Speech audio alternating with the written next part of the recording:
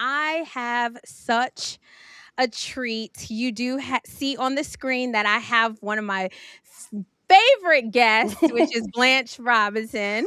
And he is joining me to talk to just a wonderful, beautiful, bright, and lovely person, Nicole Curtis. And we are going to have a really great conversation. So, Nicole, welcome. Thank you. Excuse my smile there because I thought you were introducing me first, and you were going to say I was your favorite person, but it's okay. It's I'm okay. sorry, Nicole. So You the actually the might be one of them. anticipation there, and then I'm like, oh, it's not me. It's okay. Oh, Um, it's okay. It's no, all right. no. You might be one of them after this Okay. conversation. Okay. Yeah, it's okay. It's very late, and so we've already gone through electricity going out, internet Yep, going down, so I all know. the powers that be. Yeah. Yeah, so sorry I'm late. You guys, please let us know if you are new here, please if hit the like button, subscribe to our channel. It really helps us out in the algorithms. Blanche, you want to go ahead and introduce your crew? Uh, my crew, you mean my Your YouTube friends. okay, y'all, welcome to the show. Let's y'all sit back and let's enjoy the show. Absolutely, They know the absolutely. routine. I see them, they're coming in now. They know the routine. Yeah, for sure. So we have Nicole. We are so blessed that Nicole, you came and talked to us from HGTV's Rehab Addict, and I'm so grateful she came and talked to us. This conversation came about because I posted a clip of something that should be no news. Me and Blanche actually talked about it. It should be no news, but a big deal was made about Nicole working in her home and a word that she probably didn't even realize was on her mind kind of slipped out, and they made a complete big deal about it. And Nicole, can you share a little bit about what happened, just a little bit, just for our crowd, so we get some background? Yeah, I mean it's real simple, and that's what people don't get out of it. They see a headline, they see HGTV, and as soon as you say HGTV, you don't have to say that I'm white, and you don't have to say it's Nicole, because in my opinion, it's probably the whitest network out there, right? I mean, so you see that and this, and you just make your own assumption. But about 4 years ago, I was filming in my own home, and I wasn't shooting for the show. I wasn't on a production set. I've had a show on TV for 15 years, been in the industry forever, but I am different than everyone else because I run my own stuff. I shoot my own cameras, or I have a camera guy, but it's very small. It's not a huge production. HGTV didn't own me. HGTV doesn't produce my show. HGTV buys the product from me, right? Mhm. So I film all my houses, whether I use them for the show or I don't, because I'm doing restoration. I'm doing really cool stuff. And I'm always like, we'll do something with it one day. So we were shooting, and I had this thing occur, right? And there was a limited amount of people that had access to this. It wasn't a big deal because it was in the privacy of my own home, Mhm. on my own cameras. The media never left my possession, right? It would be like right now, if someone came in, this is your show, right? This is your show. No one else, you're not worried about anything. You're going to snap off. If you recorded it, you have your media. So that's what happened. Someone very close to me Mm. was in the room.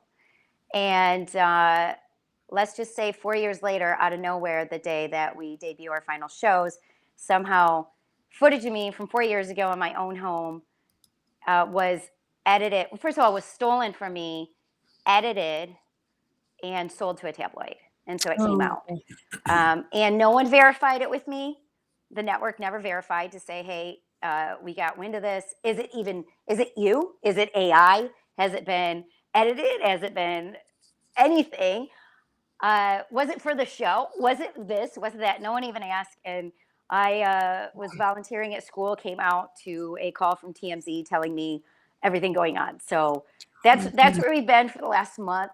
I'm not laughing about it. No, I don't feel like you are. It's just that everyone has made it like this huge deal, and like, oh my gosh, she ended her career, or she did this, or she was fired, and all this stuff. And one, wasn't under contract with anyone.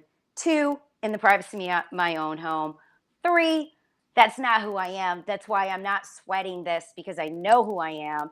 I get that people that just read a quick headline or something else, you want to judge me. go ahead. And that's why I've talked to people, that are upset about it. I said, let's have a conversation.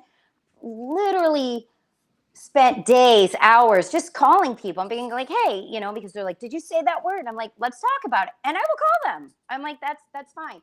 And so, when all this comes down, I wake up every day. I'm blessed by God. I have a great career. I have great friends. I have great family. And so we carry on. So it's most addictive drug in the world, they say, is Hollywood. Jay-Z famously said that. Yeah. And I do believe that you have had so much success with this show, Rehab Addict, you become a target.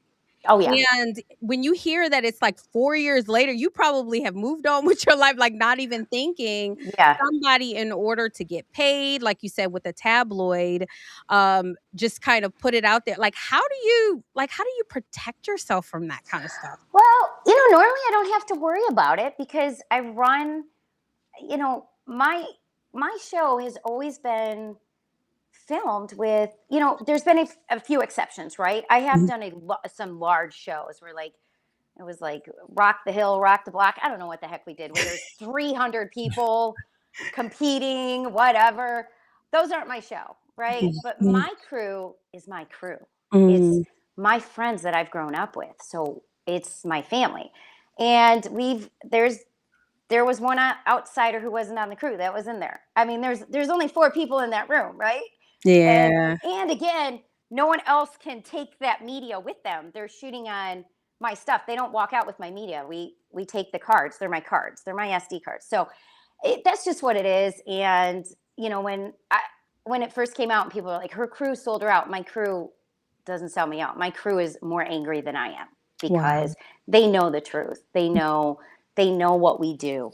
They know our passion. They know our drive. They know our dedication. And this is not just this of course is hurting me, but listen, I've been through bigger storms. Yeah. Like this Yeah. is whatever. This shall pass too. It all comes out in the wash. But the headlines are hurting my guys, Wow. my family, my friends. And when I say my guys, like we've shot the show for 15 years, and there's a couple of us that have been together for 15 years, which on a production set, on a production show, but it's because it's my show. I produce it. I'm the producer. I'm on it. I'm the builder. I'm the designer. So that's the only thing that, that's where it's a lot. It's a lot because I'm seeing my guys get hurt from it. And that's the Yeah. thing that makes me mad. Wow. Go ahead, Blanche. You wanna? Yeah. I think that it's a tragedy, and I'm gonna tell you why. Just imagine a person. Let's just say you did do something wrong, which I don't believe you did, but let's say you did something wrong. How does one thing you did wrong erase your entire legacy? Like it's wrong, and to even want your career to be sabotaged in any kind of way or hindered, to me, goes beyond what they say they want.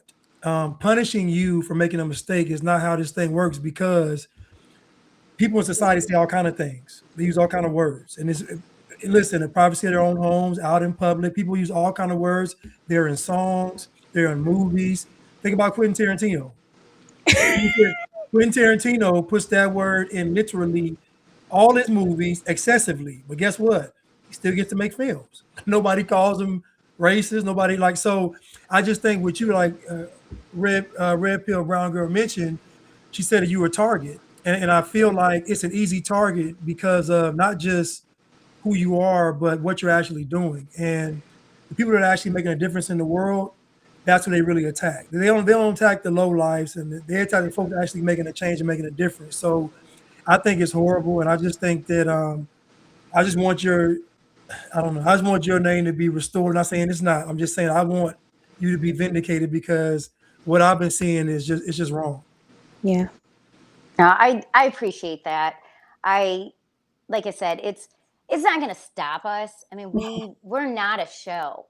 We're not a show. I used a platform to bring awareness to the struggles of inner cities where we don't have funding, where the homes were just being abandoned, torn down, forgotten about, and these areas that we've worked in all these years are where it's not the shiny areas of the cities, right? It's not where people are dropping money or investing, right?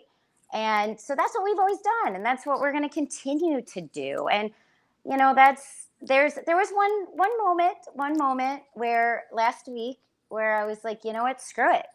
Good for Why? you. Why do I keep at this? Because we don't make money at what I do, and I'm being serious with that. I've taken like my show money and I invested in these houses that have a negative market value when we get there, and they're abandoned. I only take houses that anyone else is like, there's no way to fix this, we're going to tear it down. Or we used to just only work off the city's demolition list. Okay, so whatever they were going to demo, and the houses that they were going to demo would be on these weird irregular lots. So that means once a house is wiped off from it, it's never a buildable lot again. So the worst thing you can have in a neighborhood, okay, in my opinion, okay, is vacant lots. Yeah. I live Okay, in Baltimore, so I yeah, know. it's vacant lots. It's not abandoned houses, it's vacant lots. Mm. Okay, because even if you do build new homes, okay, it's called infill.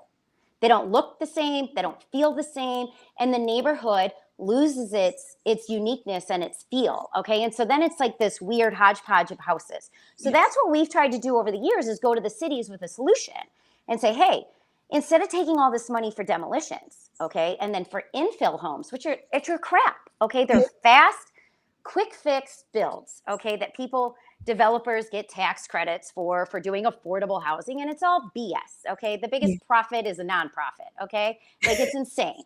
So we said to the cities, like, let's take these homes, okay? Let's take the $30,000 that you have a demo, right? $30,000, I can do so much to a house. 5,000 in a roof, 10,000 in a kitchen and a bathroom, and Mhm. put it back together. Then put somebody in it. So your neighborhood streets stay Right. the same. So I just left a project today, okay, in the street that I'm working on in Detroit. They've just demoed 3 more houses on it. So it's almost like you go down the street and then it's empty lot, house. Empty Wow. lot. That's not sustainable. That's not having these neighborhoods grow. Okay, you're demolishing the history, and you're ruining it so that nobody can live on an empty lot. So then Wow. you're taking down your population in certain parts of your city, while other parts of your city thrive and get all this money, get all the money, right? So that's what people don't understand about me when they just read on a headline. I have fought developers. I have fought at city council meetings. I have sued the city of Detroit. I have sued the city of Minneapolis because I'm against gentrification. I'm against all of this where we take all this tax money and we put it in one shiny little section of the city, and that's the pretty part, and then all the other outlying parts are ignored. The city of Detroit, we don't have a school system. You know, we don't have a city where everything is equal, and that's a very difficult thing for any inner city to have, right? For any Mhm. city to have to just have that. But that's what I've been fighting all these years, and everybody knows I'm not quiet about it. Even though I have a TV show and they want me to be PC and they want me to hire a PR team all the time, just shut up, Nicole, quit going to city council meetings because I get thrown out by police all the time, and Your it's just tiny self. no. They used to call me Tiny Fist of Fury because I'm just like, listen, give us the money from that, right, and put it into this. And you can't have sustainability in a city where you continue to demo your houses, your buildings, your uniqueness, and your history. Like, it's just not possible. The irony of what you're saying, is you, little Miss, petite, cute little white girl. Yeah, If you I am white. I don't know don't if anyone noticed. Yes, I am. I didn't notice. I thought you were I Spanish. Yeah, I mean, that's and you know what the worst part is? Like how much whiter you can get than Nicole Curtis. You really the can't. Like blonde. my tomorrow I'm wearing green because tomorrow's St. Patrick's Day. My grandmother's family came from Ireland straight to Detroit, and she grew up in an orphanage right down the street from here. Oh, wow. That's why I'm so involved in the city, because my grandparents grew up in here, born and raised. So Wow. but yeah, I'm So just seen as white girl Nicole, that's it. so you're seeing more to me, but I'm laughing because No, is, I know that. I'm the just yeah, I have irony to. the irony of you doing all this work to restore a city that is heavily, you know, especially the areas that you probably do a lot of the building is heavily African American. When I spoke to you offline, one of the things that you said and opened up my eyes was it's like this was one of the African American shows on HGTV. It's not a lot, it might be, you can probably count on one hand that shows that serve the African American population. And so this person who wanted to destroy you has now taken off the show that is highlighting these neighborhoods in Detroit and highlighting someone who is helping them. Like, how does that make you feel? Well, I want to be careful with that word help. I don't Okay. think there's any neighborhood that needs help, right? Okay. And that's always been my thing. And I get it, but I just want to explain to myself so that people. I think there's a lot, and I'll say this because everyone knows this is what I say. I think there's a lot of white people that love to go into the inner city and volunteer or show up, right? Because they're helping.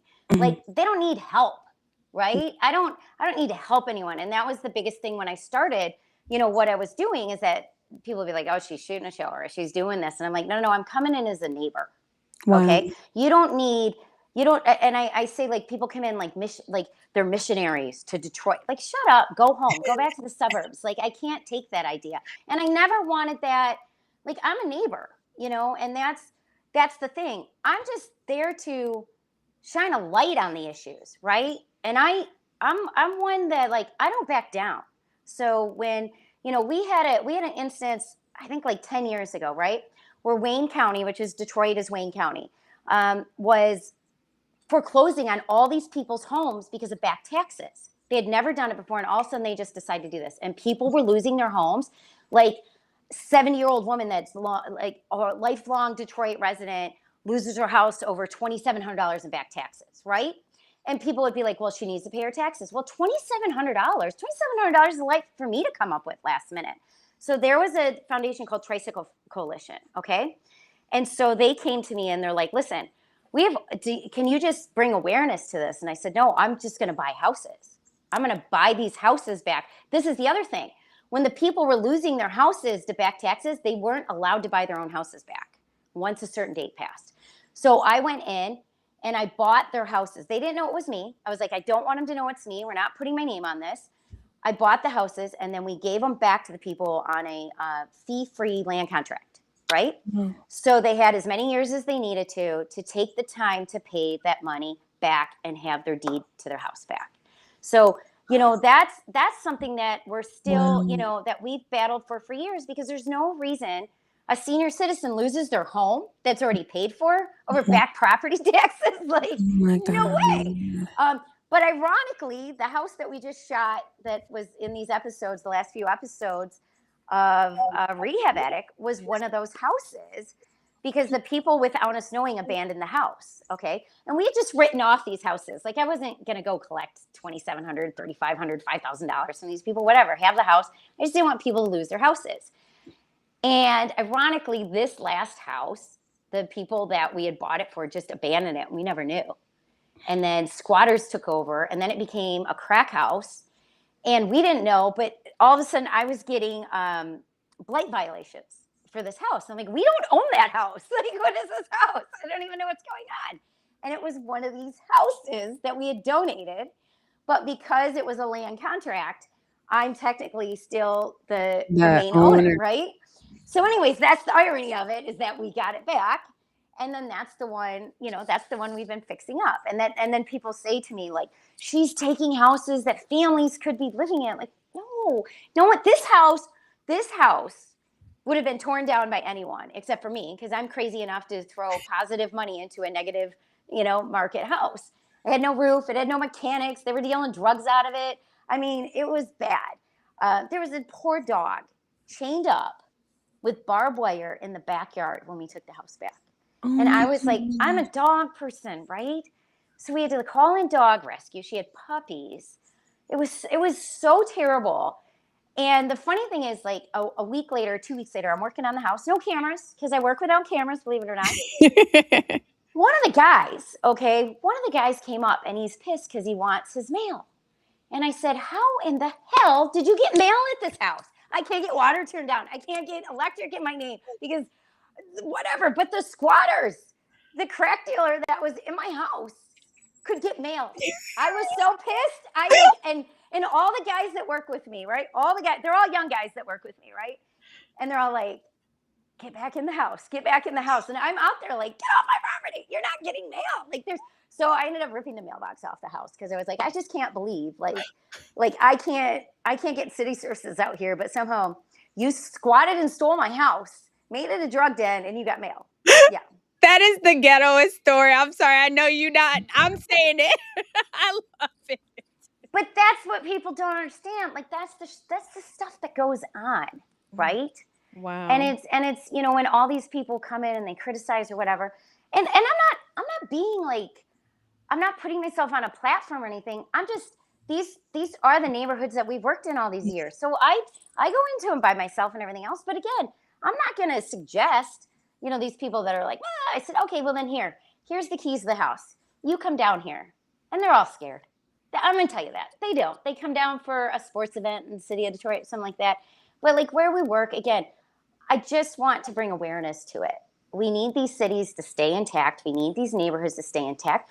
We need to not out tax the residents that have supported Detroit and these cities all these years. And now that they're becoming popular again, you're going to out tax, you're going to outprice, and then the residents can't even afford to live there.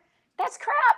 That's crap. Yes. So that's the stuff we say, and then they don't like me. And then they try to make me out to be some, just It, white girl on TV. it, it's like I said earlier, it's a tragedy, Nicole, because you're doing all of this work and the people condemning you aren't doing anything. That's the sad part is the folks trying to tear you down are doing absolutely nothing. And you're actually doing something for years, literally changing people's lives for the better. Think about a home is something, your legacy is your home. You leave for your children and your children. And all that gets swept under the rug because of an incident. No, it's wrong. I'm sorry, it's wrong. Yeah. Well, You've done too much. Just going to the house alone and being harassed by a crackhead is I mean, listen though, we've had, and let me point this out too. That is never anything I would put on TV, right? We would never shoot. Like we had to. You really can't. You can't get, when your house turns into like a crack den, right?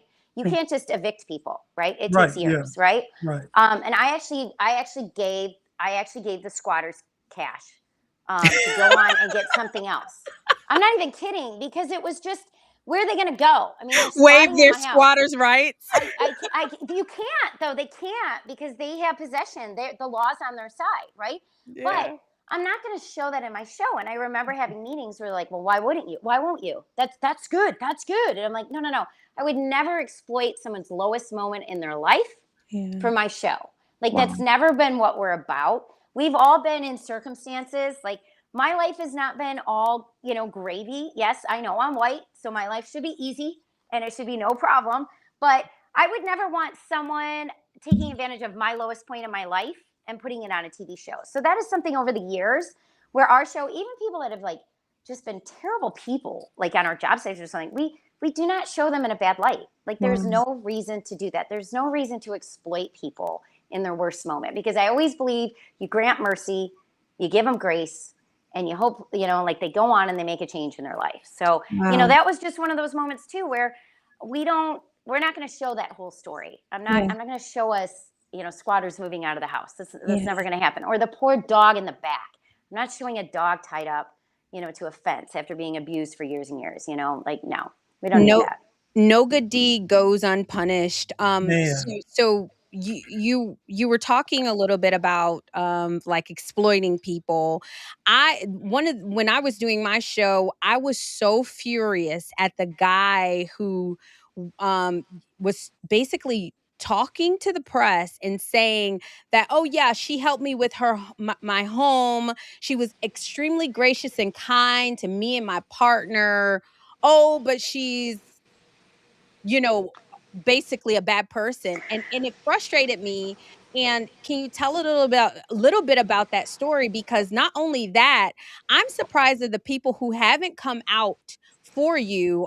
You've done a lot of work with the king himself, Mr. LeBron James, partnering with him. And you guys, I can show you some pictures where she's done so much. And then, like you said, at your lowest moment, which is, I'm sure you probably had lower personal moments. Oh, I would, yeah.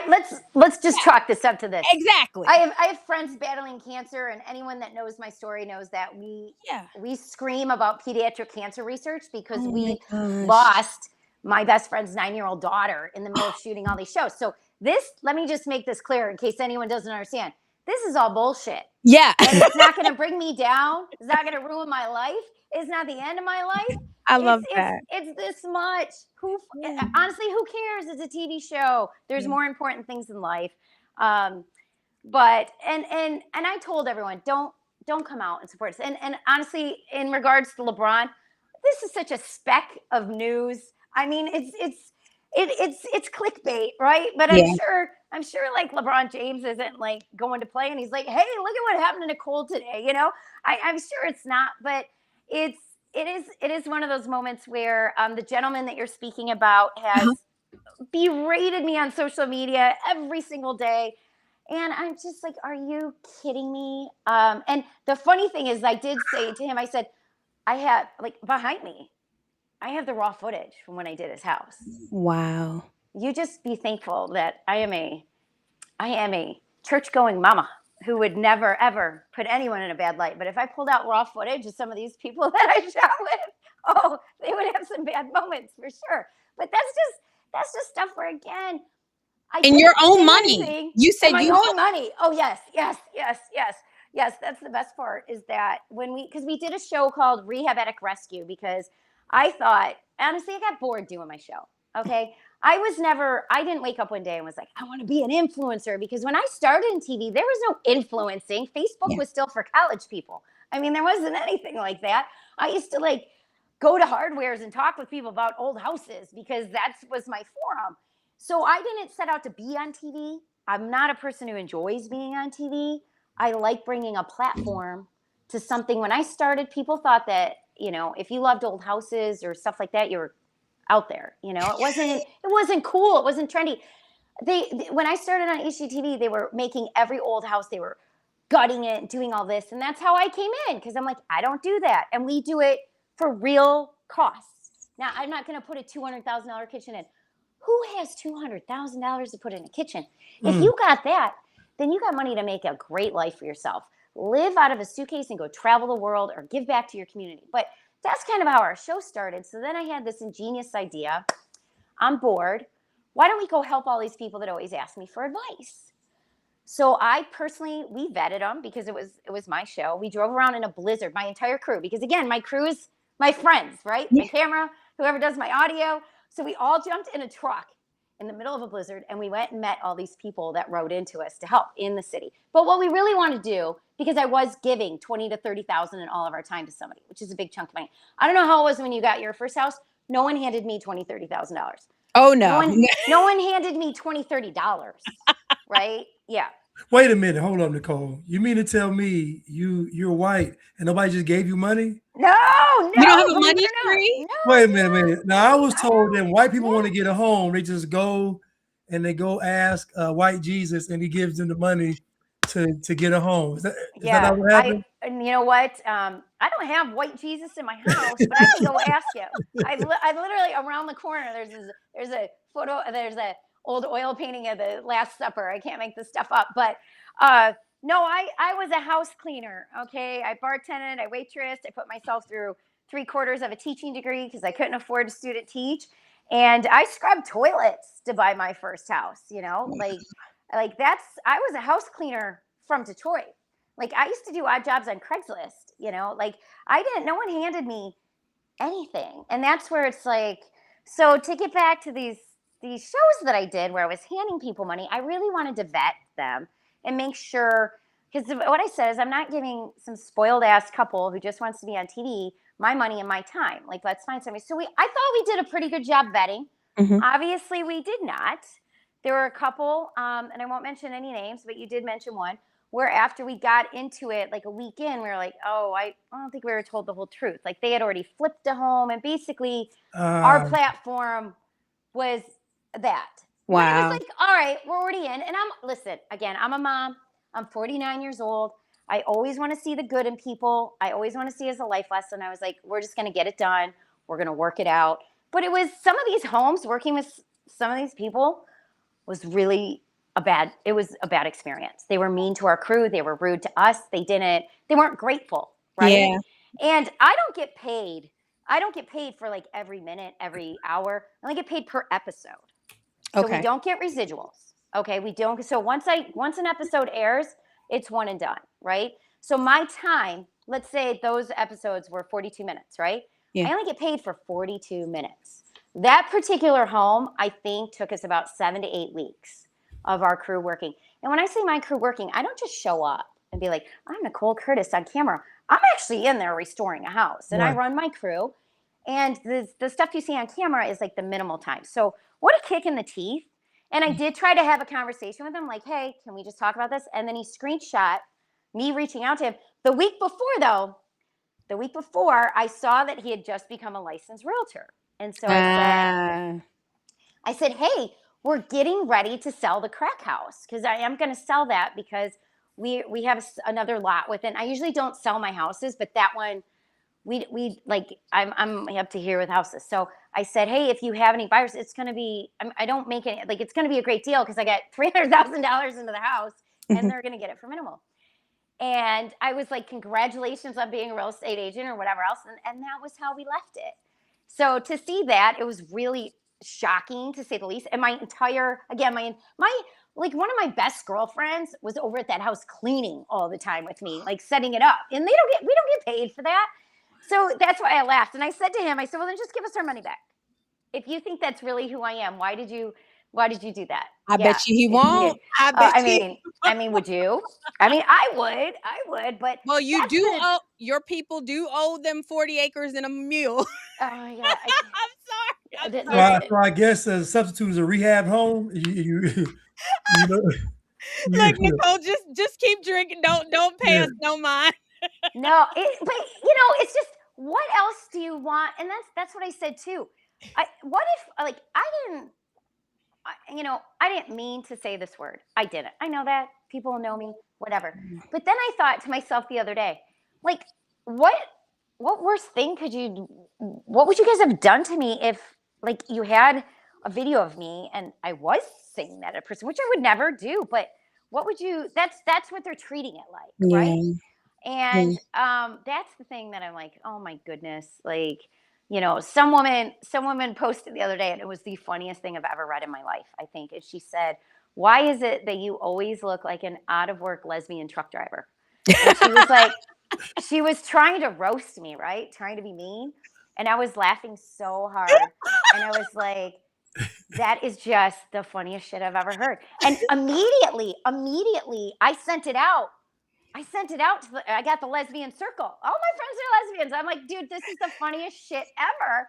But that's what I'm saying. Like, people don't even, I'm like, they're coming at me. But that's how ironic. This is like how crazy it is in our world. You might as well say that I'm an out of work lesbian trucker if you think that I'm someone that is like that. I'm like, that's how funny it is. But my lesbian girlfriends do make fun of my clothes all the time, because I dress like, I guess, an out of work lesbian trucker. But no offense to any lesbian truckers out there, because I dress in a flannel and a dirty Detroit t-shirt every day. So I don't know what to tell you. But again, like, this is people what they're saying to me. I'm like, oh my gosh, go do something better with your life. But now we're gonna make that a t-shirt for sure. Yeah. I love it. You're Oh, working. you should. Yeah, Blanche, right. you want to go? Yeah. You got a question, Blanche? No, I just He wants the t-shirt now. Yeah. yeah. I want the t-shirt, and I know you mentioned your face, so I just know that God's gonna make everything right again with this situation, because evil can't prevail. You've done too much, and I don't know. Just imagine you spending 200,000 on somebody's house, and they're not forever indebted to you. Like, it's just, I don't. It's just so bad. It's horrible. If you spend 200,000 on my house, we are going to be family. Like, I might remove Well, a no, family member and and make room for you. for the record though, I think we spent like 25,000 on that particular gentleman's house. Okay, Like, yeah, yeah. 25, But 25. it's 25 grand that we really wanted to set up that show to help people like that really were struggling and really needed it, right? I don't need to help people that have already tried to flip a house that failed and then they applied to be have us come in and then I don't find about it till later. That's Yeah. some crapola shamola, and I don't like that. And again with God, every day I wake up and I'm like, God, thank you for another day, and I'm gonna do the best that I can with it. Everyone is like, Nicole, you're just taking this so positively, and I said, you know what? God has a plan all the time, and this is Amen. just, you know what, this is allowing me to do. This is allowing me to speak about the stuff that nobody ever wants Nicole Curtis, the cute chick that, does houses. They don't want her talking about politics. They don't want her talking about city struggles and things like this and so-called affordable housing. They don't want to hear her talk about that, but now I get to. Like, Yeah. there you go. Thanks for creating a spot for me to get through and be louder than I was before. Well, I'll say this, it's almost like Joseph said, "You meant it for evil, but God meant it for my good." And I would like to publicly say, and Blanche, you can back me when we say this, I will never want to live in a world where it is okay for a group of people based on skin criteria to be able to say a word as much as they want, whenever they want, at any point in time that they want. And when another group of people that have different skin color say it, they get killed. I don't want to live in that world. And that goes to all the people that are talking junk. That goes to all the Breakfast Club, Charlemagne. They sat there and they just berated and said that word so much in front of you while they were chastising you, literally chastising you for saying that. We don't want to live in that world, guys. I agree with you. We don't. We believe in free speech, and we also know about intent. Mhm. And the problem I have with it is that there was no evil intent behind, like there was no malicious intent. There wasn't a person it was directed to. It was just a word said, and I was like, no, we're not going to cancel people for saying things that we know people say a lot worse and have got caught saying with no repercussions. And so to make Nicole be the bearer of everybody's faults and sins, no, we're not doing that. Yeah. We know your heart, and like Crystal said, God is going to restore order again, and that's with you, your name, your family, your career, whatever's been affected negatively. We believe that God is going to restore it. Yeah. Yeah, I appreciate that, and that's what gets me through. And it's not, again, it's not the end of the world for me. It's the most important thing to me was one, um, you know, my boys, and that's even why I freaked out when I said the word, because again, I'm the mom, right? And I've raised my children like, one, we always have respect for everyone. Even if they don't have respect for you, you have respect for them, right? Mhm. Two, we go through and we spread kindness. That is what you have to give to the world. It's not being nice, it's being kind, Mhm. right? And we do that quietly and we do that privately. Yeah. We don't need to get out there and shine a spotlight on our work every day, and we don't need to take a picture giving a homeless guy $5 and then doing an Instagram story about him. Like, that's not what our lives have been about. And that's the thing to me. And it was most important for me to be home in Detroit and just to be like, oh my gosh, like, and the funny thing is, and I did say this on the Breakfast Club, it's not the African American community that's coming for me. I mean, besides Charlemagne. Charlemagne that's his job, like, in life, I guess. That's great. Go at it. Good for you. You know what? I went there. I didn't go there to, one, apologize, and I did not go there to get my career back, and I didn't go there to beg for their mercy. I went there because my guys listened to their show. And they were like, Amen. Nicole, they made you donkey the day. And of course, I'm like, I don't even know what that is.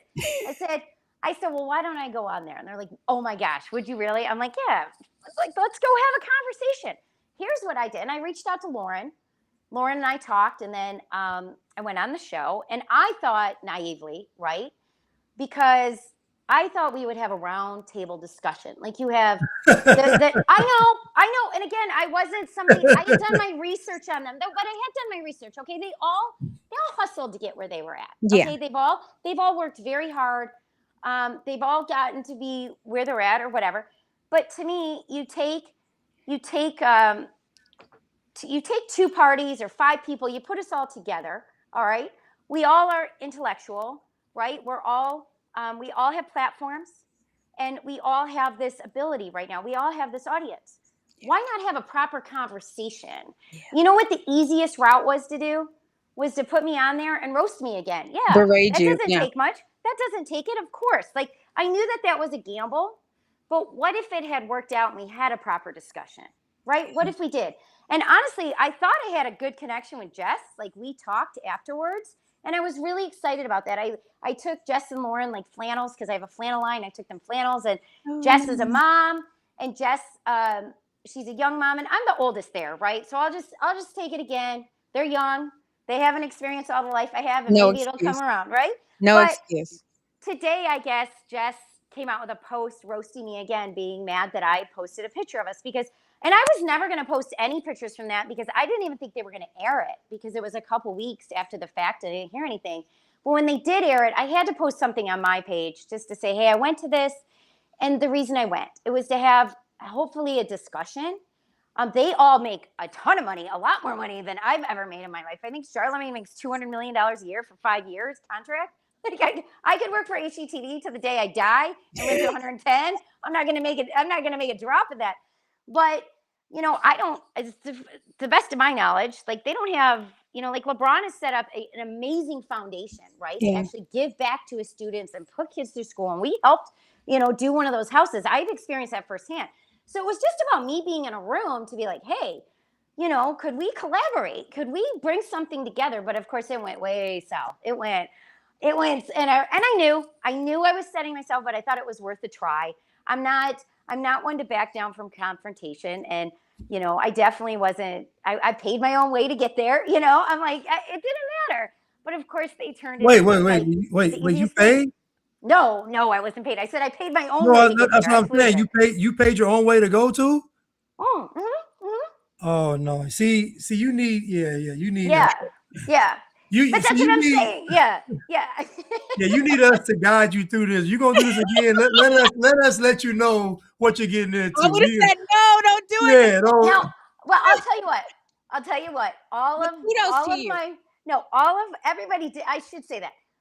Like I said, the young guys that work with me, they're always, everybody gets a kick out of me because again, they call me mom. I'm the mom, right? And they're like, again, they're like, and I'm like, well, what does that even mean? And honestly, when they called me Donkey of the Day, it really wasn't.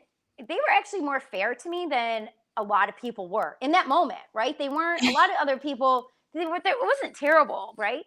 Um, but then, yeah, they definitely had a field day with it. And hey, listen, and now like everyone's been asking me, TMZ's calling me, like, Nicole, give a comment because now everybody's saying, I think they said you got eviscerated, which makes me think of like a superhero that gets like sent to dust by the Breakfast Club.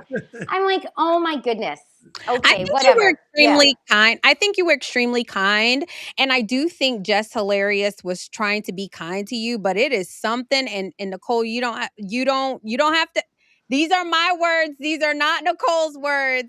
It is something about the the brown skin community when it's almost like and I'm not saying that it's just brown skin, but all these communities, it's like high school. It's like, why would you talk to her? And then all of a sudden, then she comes out and says, "Oh no, I'm not her friend." no, that really hurt. Yeah, it did. Oh, and Yeah, and Nicole, kudos to you for going into the lion's den. You did not have to. Kudos to you for not shying away from the conversation. I do think, and I was so blessed. If I can just kind of tell your story, sure. she called me, you guys, not to come on my show, not to talk. She called me to say, "Hey, I just want to say thank you for covering it, and I feel like you were very kind to me." And then I asked you, I said, "I don't think it's worth you coming on my show." And she was like, "Hold on, don't ever say that.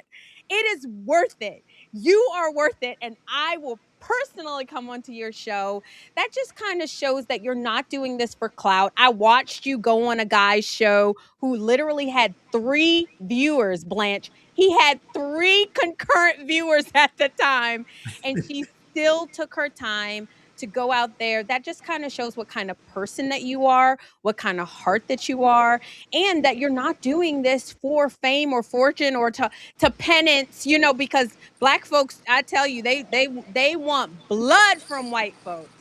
And you're not doing it for that. And I just really appreciate it. And I don't want to keep you on here, Blanche. You want to say final thoughts? And then I'm going to ask you, Nicole, what's next for you? Well, I have a question, Sure. Nicole. So, what motivated you to want to get into this, just helping people and this just charity and this kindness, especially in these communities? Like, what motivates you to want to do it? I mean, that's how I was raised. My Mm. grandmother grew up in an orphanage, Okay. just down the street from where I'm at in Detroit on Jefferson, and she always made sure that we understood that the only way she got through life was other people's kindness, and that's we grew up very involved in the church, and that's just what we did. We were just in a family that, here's the thing, life is supposed to be a collaborative experience. You were supposed to work together. We are Mhm. supposed to go for the greater good. We are supposed to, our neighbors and our communities, and you're supposed to be involved. And right now, people are just miserable. Majority of Americans are miserable, Yeah. right? They get up in the morning, they're on screens, they're just angry individuals because they're not doing what they want in life. Everyone wants to get rich fast. Everyone wants to be an influencer. Everyone wants this easy money. That's how I wasn't raised. My grandparents grew up in the Depression, right? So, and I was raised, like, we grew up in the family garbage business, right? We didn't throw anything out. We reused it. Wow. We fixed it. We fixed things. And if somebody needed, my grandfather was known. People still come up to me. My grandfather lived to be 93 years old, right? And people still come up to me and tell me stories about how he would find out that they were behind on their mortgage or their this or that, or you didn't have car payments, for most of until like the last 30 years. But he would just secretly go and help families out. And that's how we were raised to be. So for me, that is a natural gravitation towards that. And I wasn't handed anything. Like when I say we had a family business, we weren't like the rich kids whatsoever, even though of course, I was white. So I mean, obviously I should have been, just for the record, I'm just bringing this up. My best friend who's on the show all the time, I'm not going to say his name, but he's got the beard and he's my best friend in all the world. He's been through with me through thick and thin. I was riding around with him yesterday. He's white. And he was literally born in a house in Detroit and raised in Detroit. So, Yeah. that's the other thing, that people think that you have to have a certain skin color to represent a city or something like that. And again, it just gets back to this thing of like, are you kidding me right now? Again, this collaboration of like, let's work together.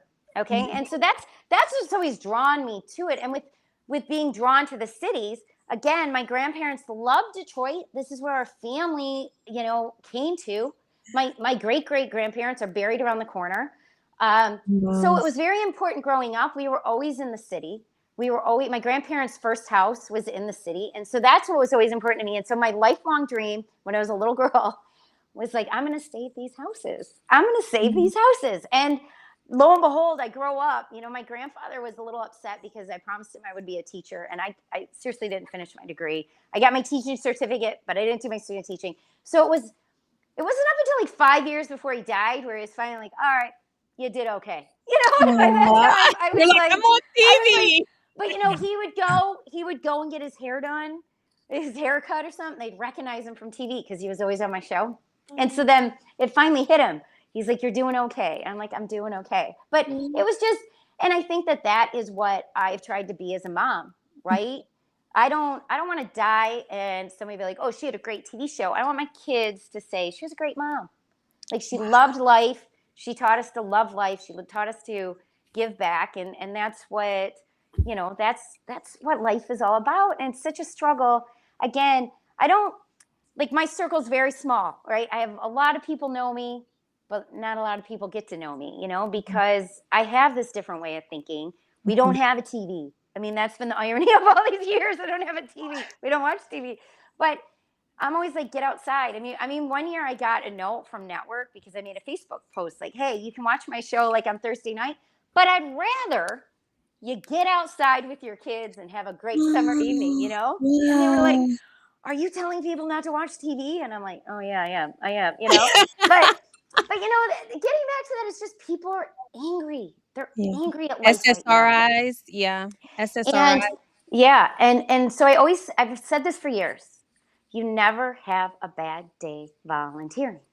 Get out. And Mm. that's what we've done over the years. Like we have these, people saw me as like this little tiny woman that's been through all these struggles and she can do it, right? And these women would write in, Nicole, I'm going through a divorce. I'm 50 years old. I'm 50 years old now. That's not old anymore. But they're like, you've inspired us to do this. So I stay have days where like, just come and hang out with us. I'll teach you how to use a drill. I'll teach you how to cut. The number of people that have like gone on to do these amazing projects. They send me photos. I'm like, damn, that's better than my stuff. And the kids, because little kids were watching our show, because I'm driving big equipment, I'm doing this. The kids that are involved in their communities now, that are involved in city politics, that are involved in historical presentation, just all of that. It's mind blowing. It's like, that's awesome. I don't care what our ratings were. We It made a sounds like you are difference. it sounds like Yeah. you are teaching, so grandpa No, exactly. would be Yeah. grandpa But would be proud. but that's the thing. It's getting people to get out of their comfort zone, and that's what I wanted to do at the Breakfast Club. No, that was somebody said like, hey, she could have went on Good Morning America. No, I'm not going Yeah. on Good Morning America. I Yeah. wanted to have a real discussion. I so appreciate having a real discussion with you guys, Yeah, and yeah. that's just it. Because together, first of all, kids are watching. If they see adults having real open conversations Yeah. and out of their comfort zones, that becomes second nature to them. So Yeah. then they know how to do it. And that's the thing. So that's what I said, like, okay, whatever. They've wiped me from HGTV. Have a good day. I'm just going to go back to work. Yesterday I was sawing down trees. Tomorrow I'm going to go work on a roof if it's not so windy. Because these are They're your dumb. houses. These are your people don't know that these are your houses It's in Right. my money. It's my money. It's not like a network was ever like, here, Nicole, here's $1 million. Go buy houses in Detroit. Or the better one. Okay. We didn't make a show in Detroit. We didn't, everyone's making shows in Detroit. I'm not hating on other shows in Detroit, Of course, of course. but I wasn't like, somebody didn't sit around and was like, what would be great right now? Could somebody make a show about Detroit and its comeback? No, dude, I was already doing. I had to fight to get our show back and to get it Wow. here. So, no, it's my money. We don't make residuals. It's Yeah. always been my production crew and everything else. And at the end of the day, you can still find my shows though. A viewer pointed out they're still on like Apple TV and Tubi and Roku or something. Oh, nice. Okay. Yes, so you can still see them. I also say, if you know my 88-year-old neighbor, Grandma Faye, she has all the copies. She always gets I all the love copies it. first. So you can, if you make friends with Grandma Faye, you can go see every show. She has We it. got to Yeah. make friends with Grandma Faye. Okay, so what's next for you, Nicole? What's next? I don't think there's a next. I Mhm. was already kind of retiring anyways. I don't know if anyone's noticed. It took me 6 years to put out 4 shows because I'm just being a mom, Like, what do I Yeah. want to be? I didn't go to work because I wanted to be a career woman. I had to put food on the table, I had to pay my Yeah. mortgage because no one was paying it for me. Yeah. So I'm cool. I'm just, living my life. Yesterday I got to hang out and cut shit down with chainsaws all day. So, am What I still ages? doing houses in Detroit all day? And that's where I keep telling the haters. And again, I'm going to say this again. It's the crazy white people coming at me. Okay. It's the It's do-gooders and back off, people. And that's why I told them, you got something to say to me, wear your boots, show up at my job site and donate a couple hours because I don't get paid. So you shouldn't either. But no, we're still doing that. We have so many great things that we do that I don't talk about, that we just Mhm. do. And Yeah. we have great groups that we work with, and we raise money. Here's the thing. A friend of mine taught in the city called Wayne, Michigan. She had 50 kids come into school in sub-zero temps without winter coats. Okay.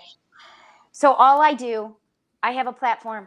I go to my people. I say, let's raise money. Let's buy them coats, right? We bought all the kids coats. I didn't buy the people coats. I don't get a halo because I bought people coats. But I'm saying, When people are bitching about their life, there were kids going to school without jackets. So your $25 at Starbucks that you spend could have bought a kid a coat. Like, do something good in the world. So we're just gonna keep pushing that. I'm not gonna go anywhere. Anyone needs a fight, I'll fight it for you. We're here to do it. We're here to do it. But Oh bringing my awareness to gosh. it. And honestly, I got to meet you guys, right? Yeah. I got to meet you guys. And that's what I always look at. Every life experience God throws my way, I get to meet friends that I never would have met. We get to have these conversations. And if we bring one person's mind to think differently and to Yeah. open up, then we've done something great, and that's it. I guess I am going to do a YouTube channel. We found one that I Please. abandoned in Good. Thank you. 2013. Thank you. Thank you. Do you So too. all my guys are after me for that, but I'm not very tech savvy. So it's Nicole Curtis Design is Nice. now, it's Please on go YouTube. follow her, y'all. Yeah, but yeah, we'll Hold on. see Say it after again. doing it. Say it Yeah. again. It's Nicole Curtis Design. I didn't know I had a YouTube channel. That's how great I am. But we do. We have one. So I found some old videos from 2013 that were kind of funny. But so now that we're not doing it for network, I could pretty much produce a show tomorrow and throw it on there. I Yeah. mean, that's how Yeah. easy it is. Yeah. And no, I still, I love old houses. I love where we work. I love the city of Detroit. We used to When are live you in coming to Minneapolis, and Baltimore? I'm just gonna fly in. I'm gonna fly in. We'll just have coffee. I'll get stuck on a tarmac somewhere because that's my MO. And we'll just Oh hang. my And gosh. but I've done that. Over the years we've met people, and some of my closest friends I've met through the show. And so when people tell me like, "What's the best thing you've ever found in an old house, Nicole?" I just say friends, and that's Oh, the wow. God honest truth. Because Yeah. again, this was bad. This is bad, of Yeah. course. Mhm. But I'm so grateful we're able to have this conversation. Yeah. And, really what I'd like to do, honestly, I'd like to get into high schools and I'd like to have conversations with kids. And we Oh, do wow. that. That's what I'd like to do. What ages are your kids? My kids are 18 years apart. Oh, So wow. I have the big kid and I have the little kid. So yeah. Oh, good for But, you. but as my children know, you're Mhm. always my baby. So they're always my baby. Yeah. Oh, No, oh I my live god. and I was like, and I know you have children too. And I like do have that's 3. I have 3. Yeah. 3. And I would have had like 10, 12, 15. I'd have the bus. Yeah. But that's the favorite. That's my passion. And that's, like, if I want to go to work, I go to work. But where do I want to be with my 2 favorite people on the earth? And that's my Oh kids. my gosh. Yeah. Wow, So you're yeah. such an incredible inspiration. You are tiny but mighty. And you guys, please go Oh, follow geez. her I'm on her gonna put that on a t-shirt now too. Yes, tiny but mighty. Like, you guys go follow her on Instagram, go follow her on all socials, and literally let's show these people that America is really not divided. We are joined at the hip regardless of skin color. I love you, girl. I can Oh, honestly thank you. say, Nicole, after this show and getting to know you and seeing your heart and seeing how you operate, like, it's just inspirational. It really checks me, Blanche. I feel like I'm not doing enough. Listen, I've been thinking the whole time I'm doing nothing. Goodness. Oh, I ain't I'm doing not. I can see, but this is where we sit down and we say, "Hey, what do you want to come in for?" Like, and that's and I'm just gonna give this shout out real quick because I have to do this. Yeah, for sure. Our biggest thing over the years has been to bring awareness to pediatric cancer. Okay. Yeah. And that's the thing people don't realize until you're in it, you're in it. And we just celebrated Tessa's 18th birthday a couple weeks ago. And I was afraid to post about her because I just didn't want people saying bad things Mhm. on her picture, right? And Bobby Yeah. was like, no, like, share her story. So Yeah. that's the thing that I always want people to be aware in this country where we have so much money right now, right? And people are bitching about this. People are bitching about this. This is the Right. time that they're spending about me. Right. Yet we have children dying of pediatric cancer every single day Wow. in, day out. So if you feel like you're not getting enough, you guys come to Detroit for our next open house. So we raise money for families that are their children are going through treatment and everything else. And then we cover their rent, their mortgages. Bobby and his wife go in and redo their houses and do everything so that their family is more comfortable. So you guys come to Detroit and hang out with us for that. That would be such an amazing. Oh, That's wow. that's the stuff we love to do, and that's when we get people together. And again, that's what it's all about. But love Team Tessa is Bobby and Karen. Bobby's on my show for years, and him and his Okay. wife, after Tessa passed away, started this foundation. Bobby's a master builder, right? And Yeah. they go in and then they help these families. They go in and rebuild their homes, and then we help with, again, like we said, all of their expenses that we can help with, because when your child's going through treatment, that's expensive enough, okay? Because Yeah. insurance doesn't cover it all. Yeah. There's definitely not a cure because we don't have enough funding for it. And so then they do that. So when we do these open houses and we let people come through, that money goes to help one of these families. So that's where you guys Okay. can come into town and hang out with us, because For that is sure. that's the day when you're like, oh, I get it now. Like, that's why she's like, none of this shit matters. It doesn't Oh, matter.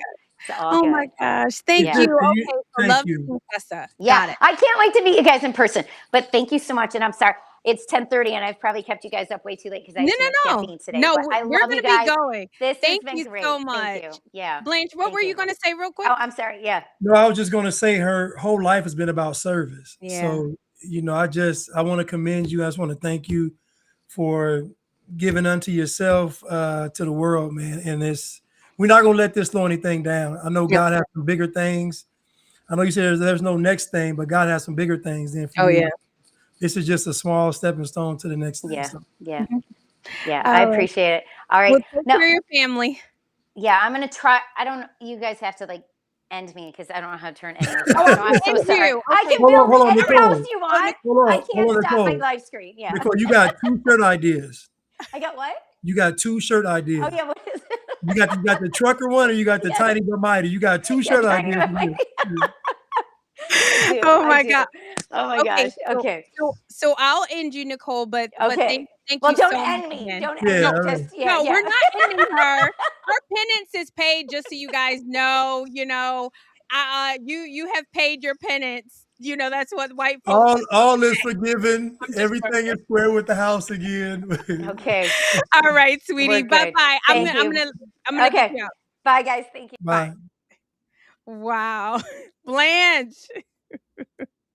I I like feel like her. we I like her a embarrassed lot. her sometimes. I really, we were trying to be good, but what do y'all want besides that? I mean, this lady is literally She's giving doing you all God's work.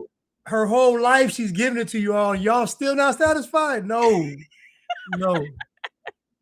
She's giving Crazy. you all her time, her money, time away from her children. She sacrificed everything, and y'all still aren't satisfied?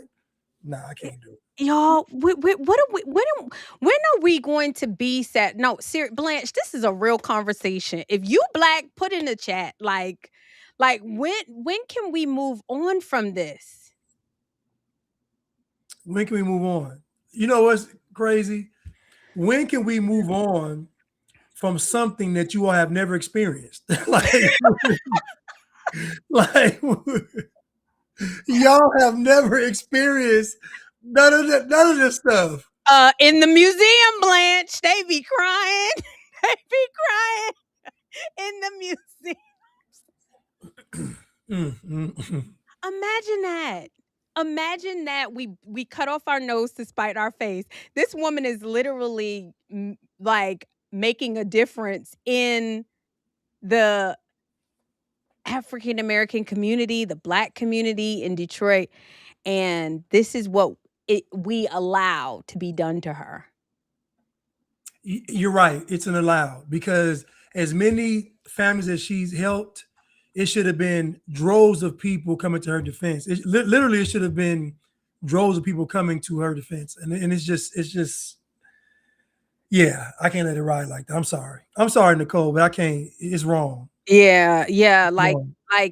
like y'all marching in the streets for George Floyd, y'all marching, for I mean, they marching for Nicole for the illegal immigrants, like, and then here you have a woman that's literally doing God's work. Literally doing God's work. Literally. Like, it's embarrassing. Are we just not a serious people, Blanche? We're just not a serious people. At all. Matter of fact, not just not serious, we're beyond even jokes. Like it's like we just it's like I don't even know what to just ungrateful. I don't know. It's definitely ingrate. It's like like people, and like she said, it's not even just black people, it's white people too, like just ingrates. Like we don't get it, and you wonder why, people, wealthy people, or just don't want to have anything to do with. You don't even know what you need or what you want. You don't even know.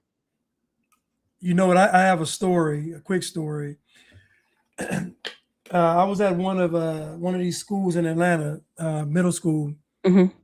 and it was a basketball team there, and the basketball coach told me that one time she was like the wife of somebody who worked at Coca-Cola, Mhm. and one of the VPs maybe. Mhm. She came by the school Mhm. and she was like, "You all playing this?" Like she was like, "You all like wear your uniform?" Like what? Like she was just distraught that a middle school team didn't have like the proper equipment and things, to play a sport. Uh-huh. She said, "I'm gonna get on the phone." You know, she called Converse. She Converse gave them kids shoes, Wow. bags, warm up suits, immediately socks, everything. And it's just crazy how she came and immediately wanted to make a difference. But meanwhile, the community sees this every single day. And Mhm. guess what? They could all chip in and make something happen. They won't do it though. They won't do it. And it's just terrible. So when you say unserious, not serious, that's what it is. Is that the parents can give $5, $10 Of and just course. and then buy the kids shoes and no. They'll go into that gym, watch those kids look raggedy playing basketball and won't say a word about it. That woman came in there and was immediately distraught and changed everything with a phone call. And so that's what I mean by people doing these great works in the community, but not getting any credit. And then when George Floyd happens, everybody rallies behind that, but not the folks actually putting their time, money, sweat, and tears and blood behind helping some folks who don't even care, honestly. It really is just a sad tragedy. I said when I covered her show, and you guys can go back and watch it, but I was just like, if I was a white person, y'all get mad when the racist people say this, but if I was a white person, I literally would not want to have anything to do with black people, because it's just not safe, Blanche. It's not safe. You say something, you lose your career, you can lose your life, you can embarrass your family, your kid. Like, you say the wrong, you could get punched in the face, you can get violence happen to you over words, even when you're trying to help. And for Nicole, I was looking for that word, but it's like social adaptation. When you find yourself around a bunch of people saying something, and I gave the example when Blanche and I were on it, and you find yourself around people saying a word, you don't even know why you say it, and it's subconsciously you say it. And I really think that that's what happened to her. And you can just see how even as she's talking to us, she doesn't want to say it's okay. She's not saying that. I say it's okay. Blanche, you say it's okay. Y'all don't say it enough. I think white folks can say whatever they want to because y'all say whatever y'all want. Black folks say whatever they want to about white people, Blanche. No, listen, when I was growing up, my parents' generation never even referred to white people as white people. It was Peckerwoods, it was crackers, it was honkies. Like it wasn't even they never even referred to them as white. And so I grew up around that my whole life. Yeah. Like, and so for black folks to get bent out of shape behind a word, I can't do it, especially against somebody that's doing something for the community. Yeah, yeah. And I know she was letting him off the hook, but I mean, I'm not gonna let LeBron off the hook because LeBron jumped in all the social issues. All the social issues. Let me tell you, he suffers from the same thing that Jess Solaria suffers from. You don't want to be rejected by a community that is unserious, a community that has just betrayed their children. I mean, seriously, black folks have betrayed their children.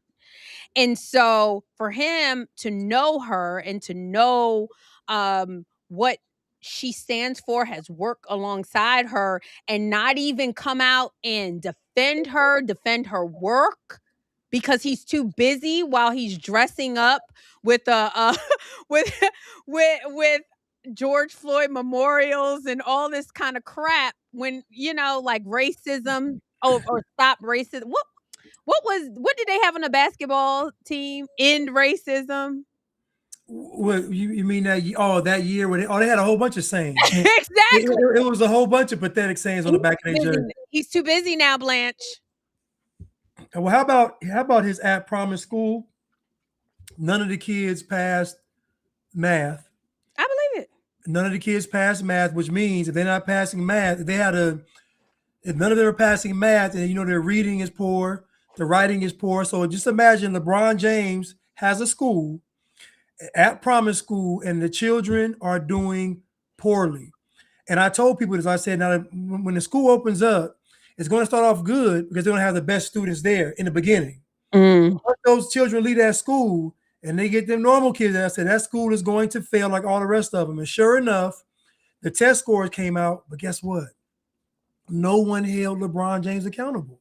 No, or Cindy, or any of them. Could you imagine if a white person had a school and the children weren't, and they all failed? Could you imagine if a white person had an at promise school and all the kids failed? You know what happened? You ain't gonna see it.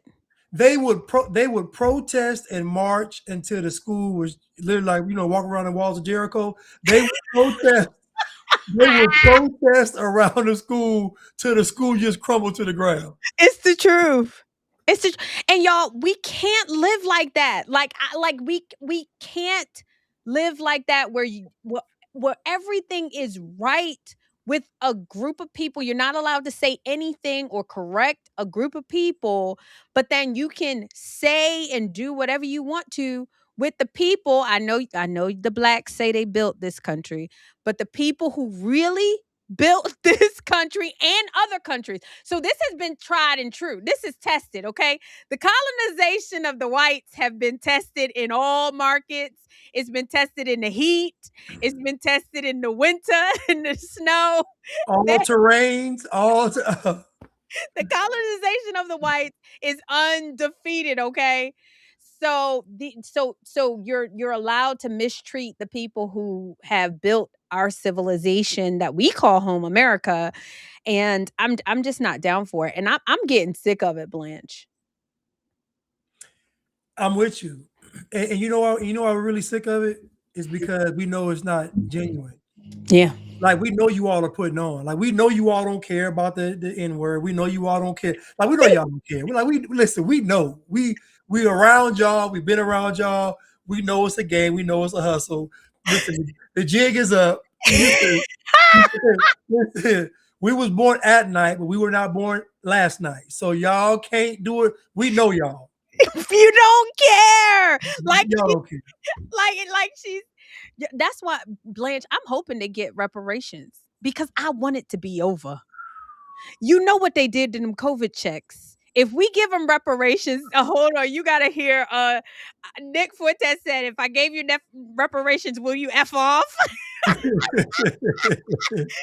if I gave you reparations over in Africa, will you F off? He was like, we'll give you all the money. But it's at this point in time, it's just, it's too much. It's too much. Okay, he said blacks did not build this country. They barely want to go to work now. I can't see, and this is the thing, right? People will clip this and they'll have all these things to say, but what they won't do is refute what we are saying. They'll clip it, they'll talk about it, but they will not come and refute what we are saying because there's too much measurable data out there in the world to refute what we are saying. And RPG said it best that you all are unserious. Yeah. Well, you all are unserious because when you all start to go protest in March, you all steal flat screens and bundles. So we know you're not serious. You all, it'd be funny. It'd be different if y'all protest and y'all built a pyramid. Or y'all protested and y'all read books outside. Like to me, That's a protest because that goes against the quote unquote narrative stereotypes. But it's funny to me that all of you all protests align with the stereotypes. So what? So my suggestion is, dear Black people, the next time you all want to protest, do something that's the opposite of the stereotype. So read out loud. Uh, cut your grass. Follow the HOA rule. Follow the HOA rules. Wear a belt. I don't know. Oh, only eat veggies. Only eat veggies. Fast. I don't know. But it's the whole truth. And you guys, come on, can we have a conversation? It's just us. Nicole's gone. Can we have a can we just have a conversation? Nicole is gone. And we did not want to. These are our words. This is not a reflection because I think she really, you know, has compassion and she feels sorry for what she said and she loves, you know, all people, right? But y'all, can we just have a serious conversation? Y'all don't care. I don't care. And y'all are protesting. Like you said, I understand protesting, Blanche, if they protested and said, because y'all are so racist, I don't want nothing to do with y'all. And then they go move to another neighborhood and go make their neighborhood great and have grass and don't beg for anything. You know, they won't. They keep moving where the white oppressors are. It's weird, y'all. It's weird. Can we come on, y'all. Y'all know what I'm saying. And let's be honest, y'all. Y'all know good and well if the government said we are going to give Black people 2 states, you all know that y'all not going to move to those 2 states. I'm not moving to, well, I'm not Black. Either are you Black. Most of them ain't moving. Most of them ain't moving to the new states. Baby, you talking about the I identify as? They would be the transracial. They are not moving. The government can say, listen, we're going to give every Black person $1 million. We're going to give you your own state, and y'all can do what y'all want to do. They would have to call in the National Guard in a week. You would give it a week, Blanche? Yeah, it'd be a week because they'd party with all the money. Listen, when they done burnt through the money, because they'll burn through $1 million in 6 days. It's like the bad version of the creation story. On the 7th day they rested. No, on the seventh day they went back to white folks saying, "We sorry, take us back. We sorry." Y'all, oh my God, I'm so glad that I don't fool with it. Because like you said, we know this is true. Like the even the Black folks that are not even as educated or as know this is true, Blanche. They know it's true. And I feel bad for her with the whole Jess Hilarious thing. It's like just know, like she know how this go. She from Baltimore. She is not with all of that race stuff. People don't understand that in Carrollton Ridge is one of the poorest neighborhoods in Baltimore, one of the most dangerous neighborhoods in Baltimore. It's 50% white, Blanche. 50% white, that population. It's socioeconomic. It's socioeconomic. These people are they are on drugs. They are abandoned houses and all of that. And you drive through that neighborhood, you see Black folks, but you see a lot of white folks. So when I'm talking to when I'm thinking about a person like Just Hilarious, she know that this is not like a race thing. This is not a race thing. It's not, and it's sad that it's being made a race thing and over a word. And dear Black people, I want to say this: if you all can't get over a word, how are you all going to overthrow the government? Because y'all been talking about unifying and overthrowing the government and taking over, but you can't get past a word. Just explain that. How's that going to work?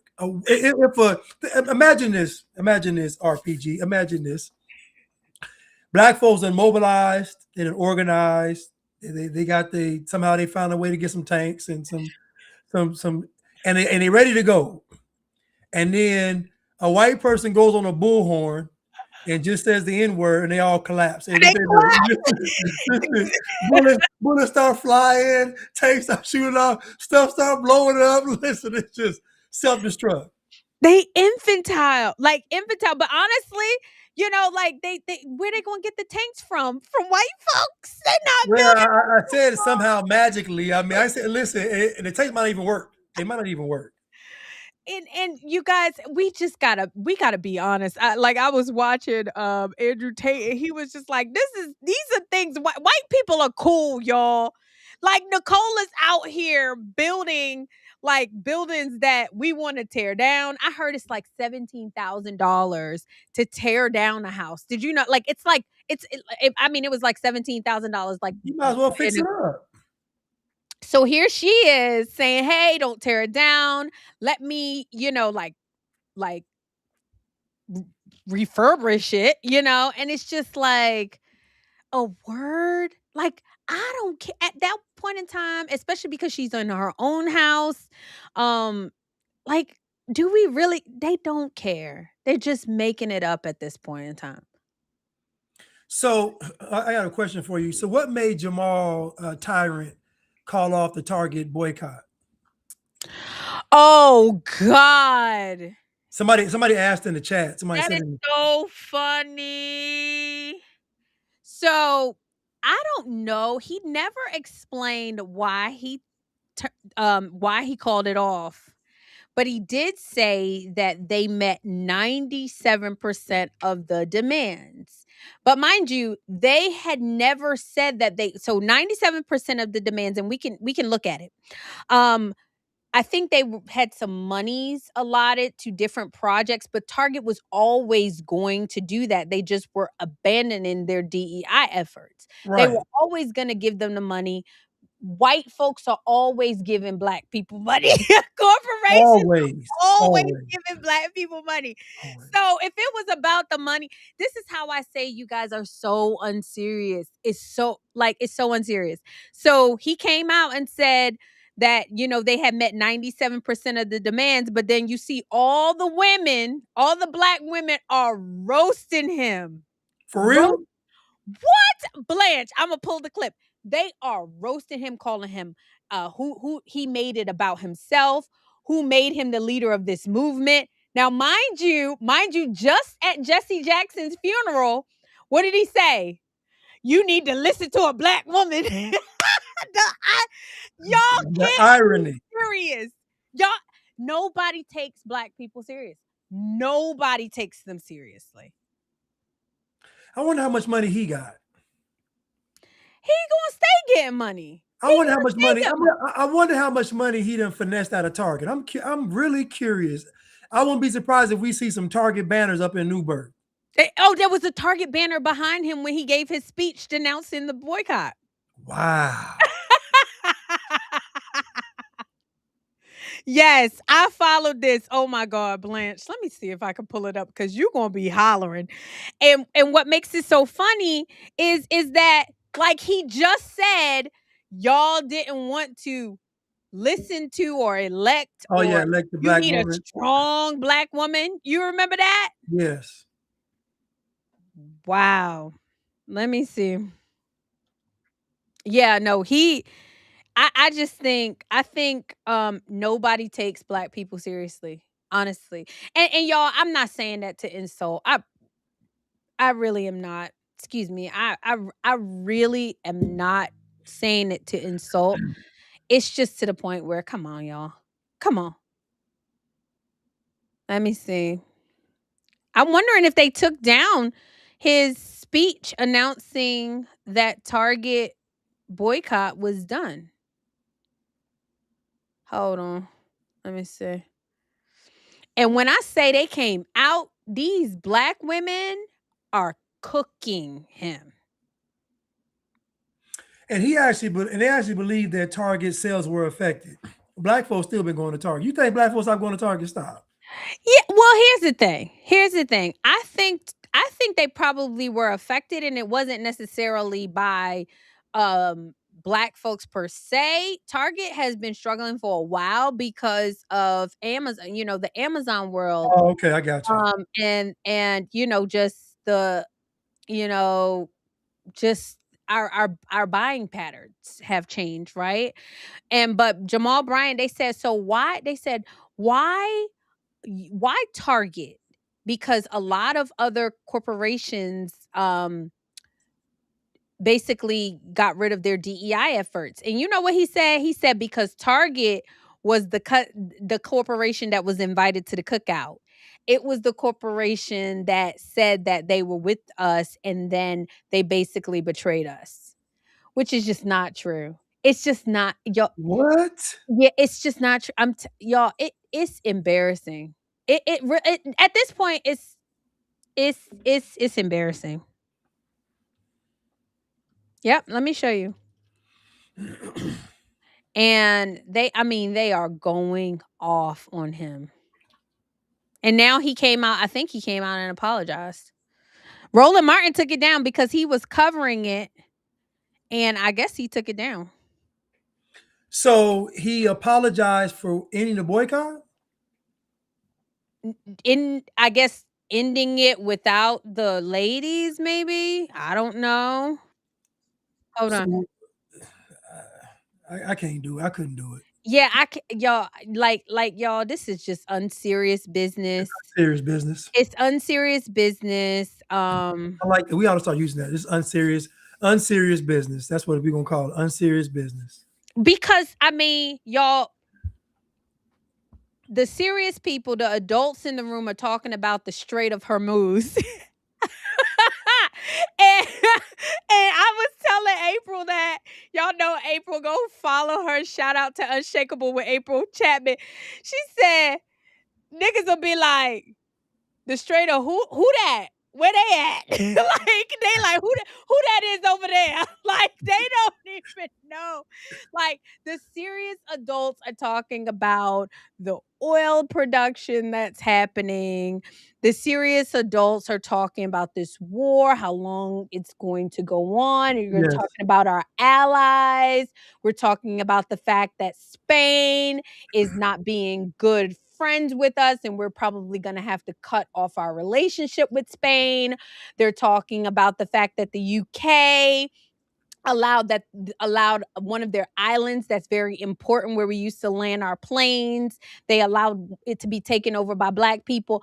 Like, that's important stuff, y'all. Hold up. They let what happen? Oh, you haven't heard President Trump was talking about talking about the UK, or it's the UK. They gave up a whole island to the Blacks. These are brown-skinned people because of indigenous rights. Like, gave it away. I'm not lying. Hold on, I gotta pull this clip. Look, I got so many clips to pull you, Blanche. Hold on. UK gives away. Yep, it's called the Chagos Island. This recently happened, and they literally just gave it up because they said that these indigenous people had the rights to it.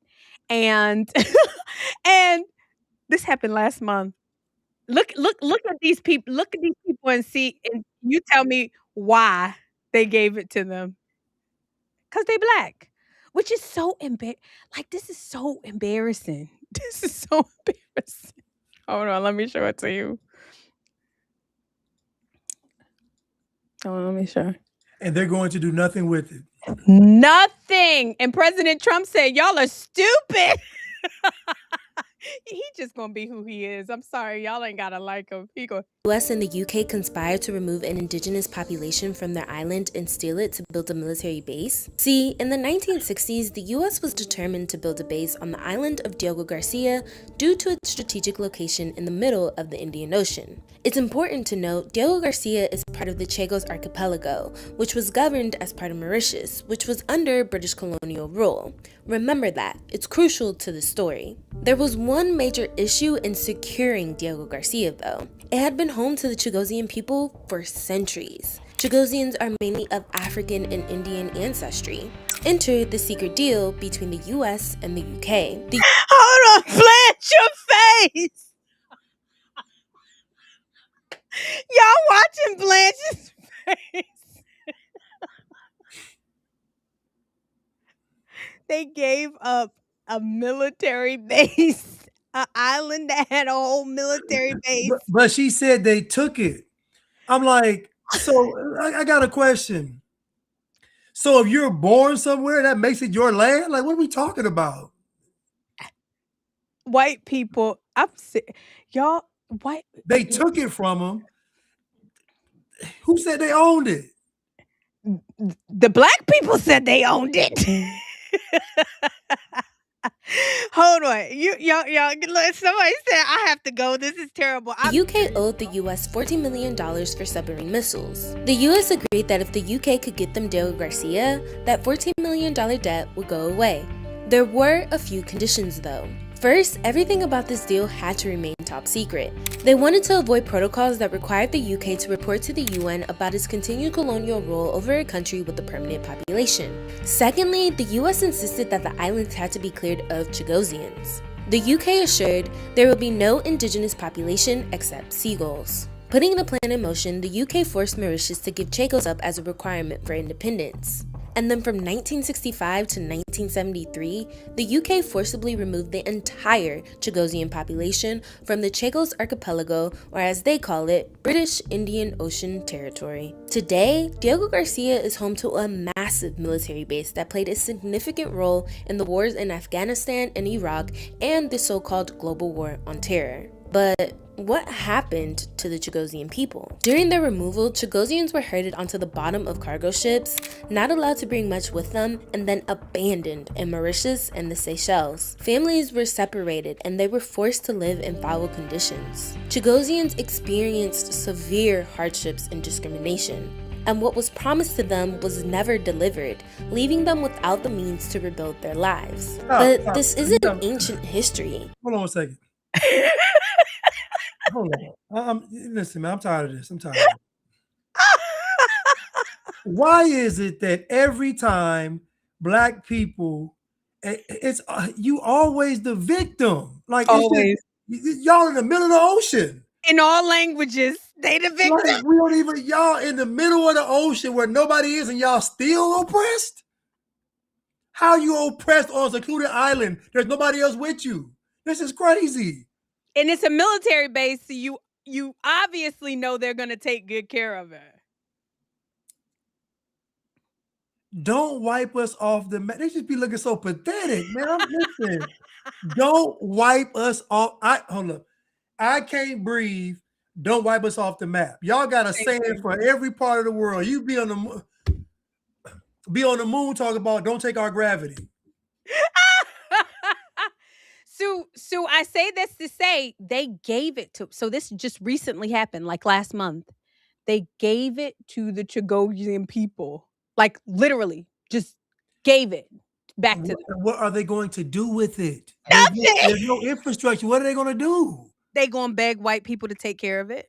They're going to beg. They're going to say that the UK and Britain left them all this land and nowhere to take care of it. They're going to be just like the Gaza Strip.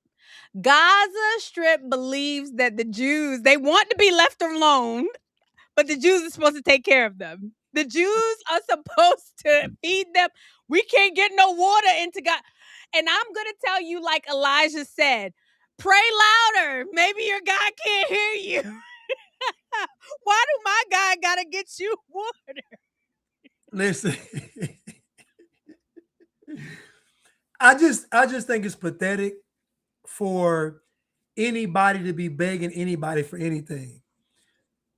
I'm sorry. I'm sorry. Don't wipe us off the map is the most pathetic thing I've seen in my life. Don't wipe. We'll work for beer, and then we'll work for beers first, and this number two. Don't wipe us off the map. This is pathetic. I'm sorry. It's pathetic. It is. It is. Did you know? Hold on. Sorry. Let me see if Did you know? Sorry. I want you to see President Trump's remarks on it, because he just said they're stupid. He said, "Why would you give this away?" See, Blanche. This is what the serious people are talking about. Right. Like I'm sorry. I know y'all. I know we was An talking act about the of great stupid boycott, stupidity. but I don't care. Mauritius never. An act of great stupidity. The words of an act of great stupidity. The words of President Trump, publicly shaming arguably its closest ally, the UK, and its Prime Minister, Keir Starmer, for agreeing to give up control of the Chagos Islands. So what is going on here? Well, we're talking about a remote chain of islands in the middle of the Indian Ocean close to Mauritius, but crucially, they are home to a strategically important US-UK military base at Diego Garcia. The islands have been under British control since 1814. At the time, Mauritius was under British control as well. But in the We heard that story. But it's clear that Donald Trump has since changed his mind, because in a post on Truth Social, Trump called the deal an act of great stupidity and claimed that it's, quote, another in a very long line of national security reasons why Greenland has to be acquired. So this obviously comes at a time when President Trump is trying to take over Greenland and is facing a lot of opposition from Europe, including the UK. Nevertheless, the British government has been caught off guard by this Chagos Island statement, a spokesperson saying, "We acted because the base on Diego Garcia was under threat after court decisions undermined our position and would have prevented it operating as intended in future." So you mean to tell me that black people on this secluded island in the middle of nowhere, they have not attended one court hearing? Nope. They have not so you mean to tell me because they are black, this the only reason, because of their quote unquote appearance, and we're gonna say about we asked them, they say they're black, they're gonna say they're black. So based on their appearance, they get a military base to be shut down. And you all want to convince us that there's racism. Based on white weakness, Blanche. White weak. And like you said, like President Trump just different. Like you giving away a whole island. A military island. Yeah. A military base. Yeah. So I mean it's sad, and I don't know what it's gonna take for white folks to realize that white folks, y'all are the minority of the world. And without white people, Let's be clear, you all. Everybody listening right now. If white people cease to exist, I'll take it make it less grim than that. If white people lose their power, it is over. It's over for everybody. For everybody. Everybody's going to, even the animals.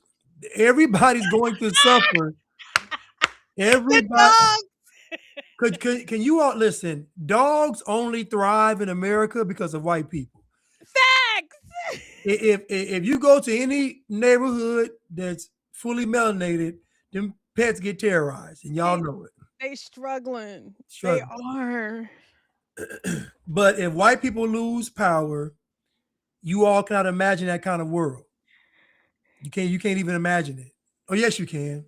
Go to these third world countries and see how they live and see you want to live there. Exactly. And Elon Musk said something that's so true. He said we take society and civilization for granted. He said civilization is not the status quo. Like it's not. It's built. It's not just the way people operate. Like civilization is something that's built, and we take it for granted, especially Black Americans. They kind of think that they can just do it. But I see what happens when y'all run the DMV. Like I don't want to be there. Black women make up 70% of government employees. That tracks. Right. That tracks. It makes sense. somebody said we still got Asians.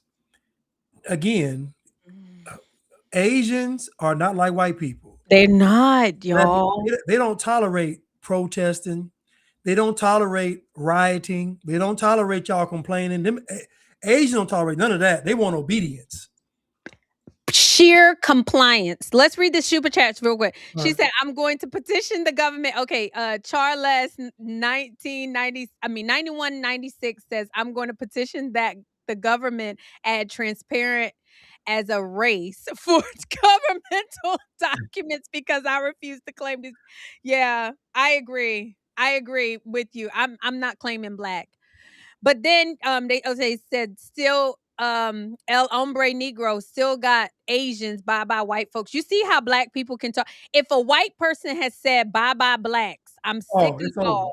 It's over. I, and they would have a reason. Blanche, they would have white people would have a reason to say, I don't want no more black people.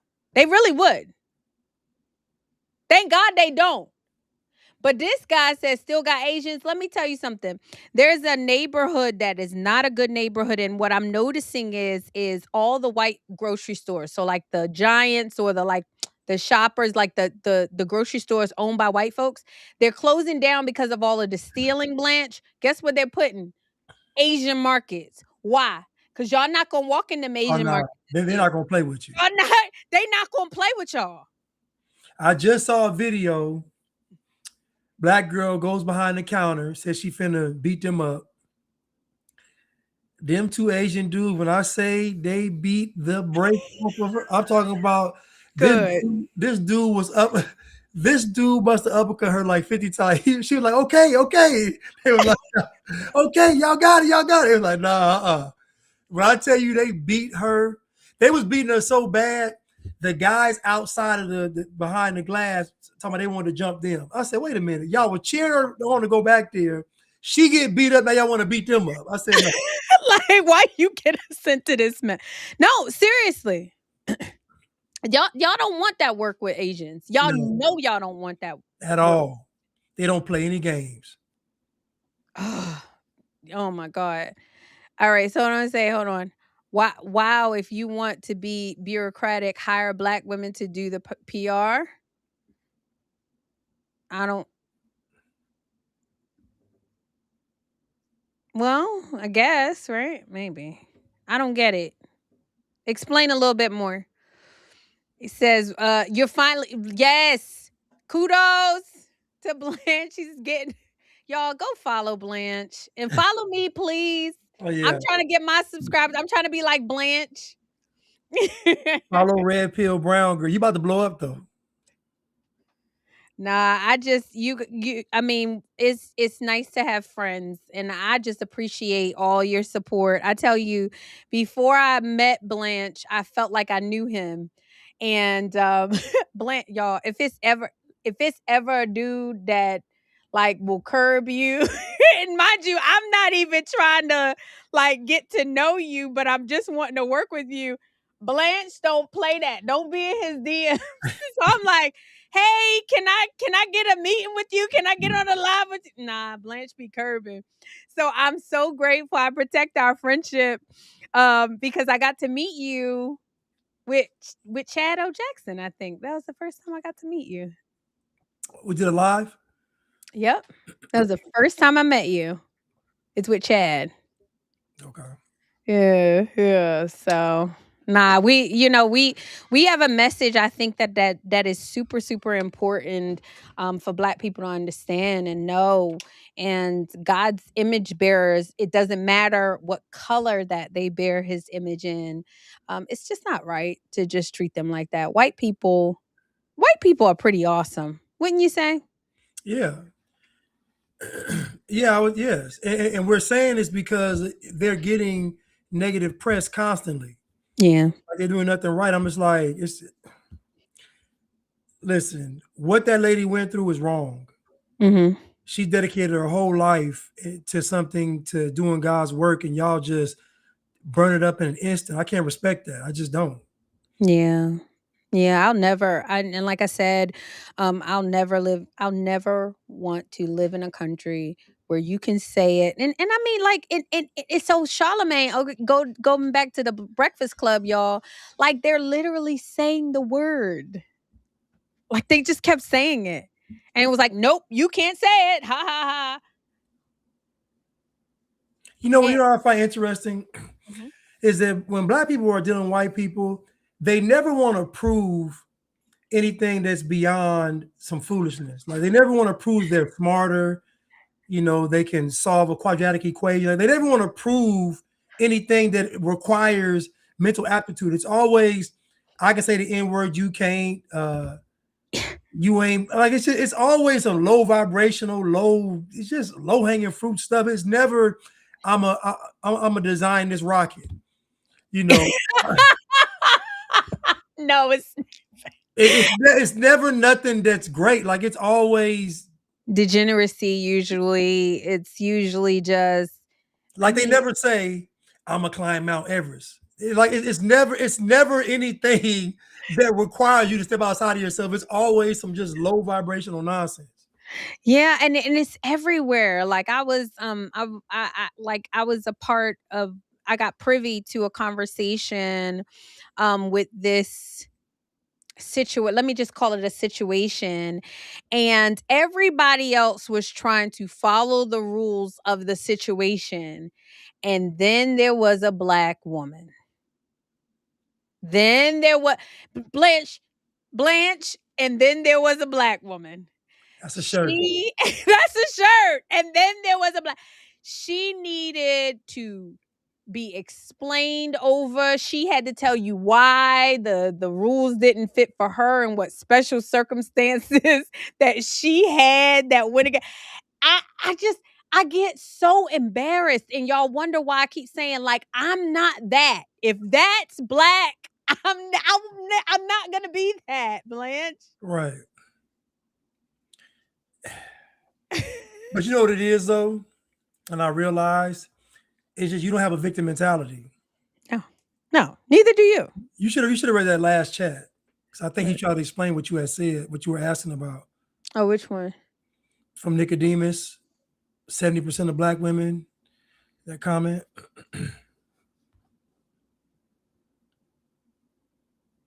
Socialist countries in Europe put unbearable people as their receptionists Got it. so they Okay. can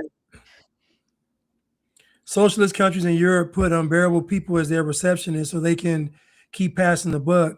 So if 70% of US government employees are black women that are insufferable, nothing gets done. Yeah. Yeah. Yeah. Yeah. And then they ran, Elon Musk out of there just for helping. Can you imagine somebody steals your money, let somebody, you don't know where all this is going. Tax dollars are getting taken, and somebody says, "Hey, I want to go look and see how we can take less of your money." And the blacks, the whites, the American, they all crash out. They crashed out.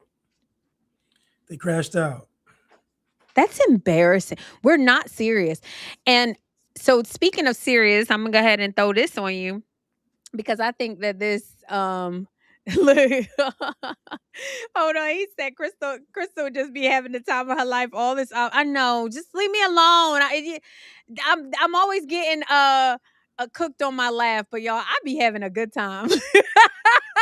Yeah, but they want you to be miserable though. They don't want to see you happy.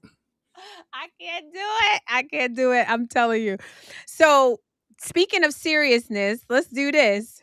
Did you President Trump gave a press conference today that talked about y'all talking about the boycott. I'm telling you what's happening at the adult person's table. Y'all at the child's table.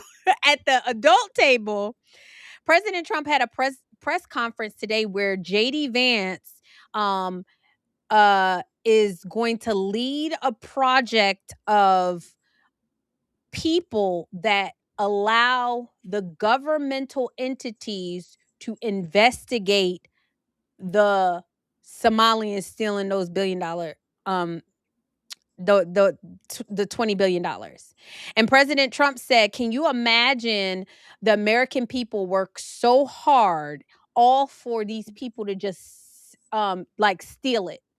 And it was in several programs with autism. Let's just look at it. I thought it was so genius that he talked about this, and no one is even talking about it at all. Like, y'all talking about the stupid Target boycott. Like no one cares. Like no one cares. Hold on, listen to this. It's so interesting.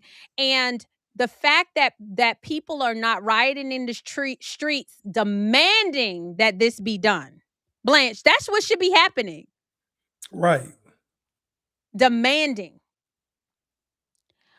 We talking about foolishness. Let me show you. Hold on. Stop. All right. Okay, here we go.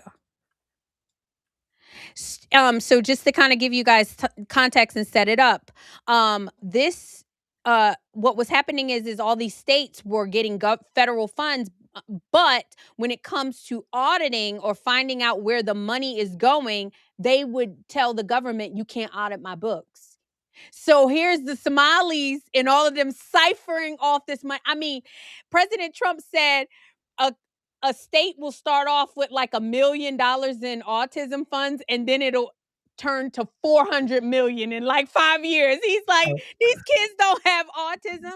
So he just signed this executive order that forces the states to work with the federal government, the and president nobody's made it talking very about clear he wanted us to take the fraud problem seriously because nobody had until he was president. We started to figure out one big hole that existed is that the agencies of the government weren't actually talking to each other. So Treasury would have evidence of financial fraud, but wasn't talking to the Department of Justice about it. Health and Human Services had evidence of Medicaid fraud, but wasn't talking to the Department of Treasury about it. So what this executive order does is force the entire apparatus of the federal government to do two things: stop the fraud in the American taxpayer and make sure that the benefits that ought by right go to American citizens and not to fraudsters. Andrew Ferguson will be the vice chair and is going to do a great job. If you're curious what's the difference between the vice chair and the chair, the vice chair is going to do all the work and I'm going to take all the credit. Andrew. It's so fun. It's so fun. Yeah, look, I mean, millions and millions of Americans pay into these programs every day, and they expect to get something out of it. And this fraud is just siphoning money that millions of Americans pay to fund their hospitals, to fund their daycare centers, into completely fake businesses. It isn't just unfair to all of us as taxpayers who pay for all this. It's particularly unfair to the Americans who need this the most and watch this money leave their hospital, leave their school system, and go out to fraud. And that is why this effort is so important. And I think we've just begun really looking at this, but I think that one of the things we're going to find is that in a lot of these agencies, the previous administration was pretty lax about existing anti-fraud controls, and we're going to expose that too. I would take the word pretty out. I would change it with unbelievably lax.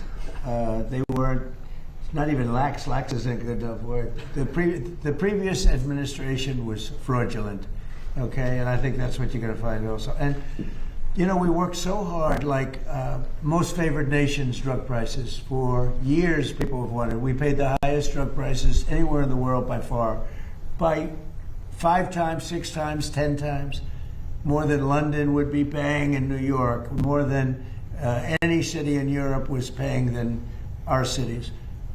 We would have a pill that would sell for $10 in Munich. Okay, y'all probably have heard him say that. The most favorite nation. Blanche, you were still looking at it? Oh, you can take it off, yeah. Yeah.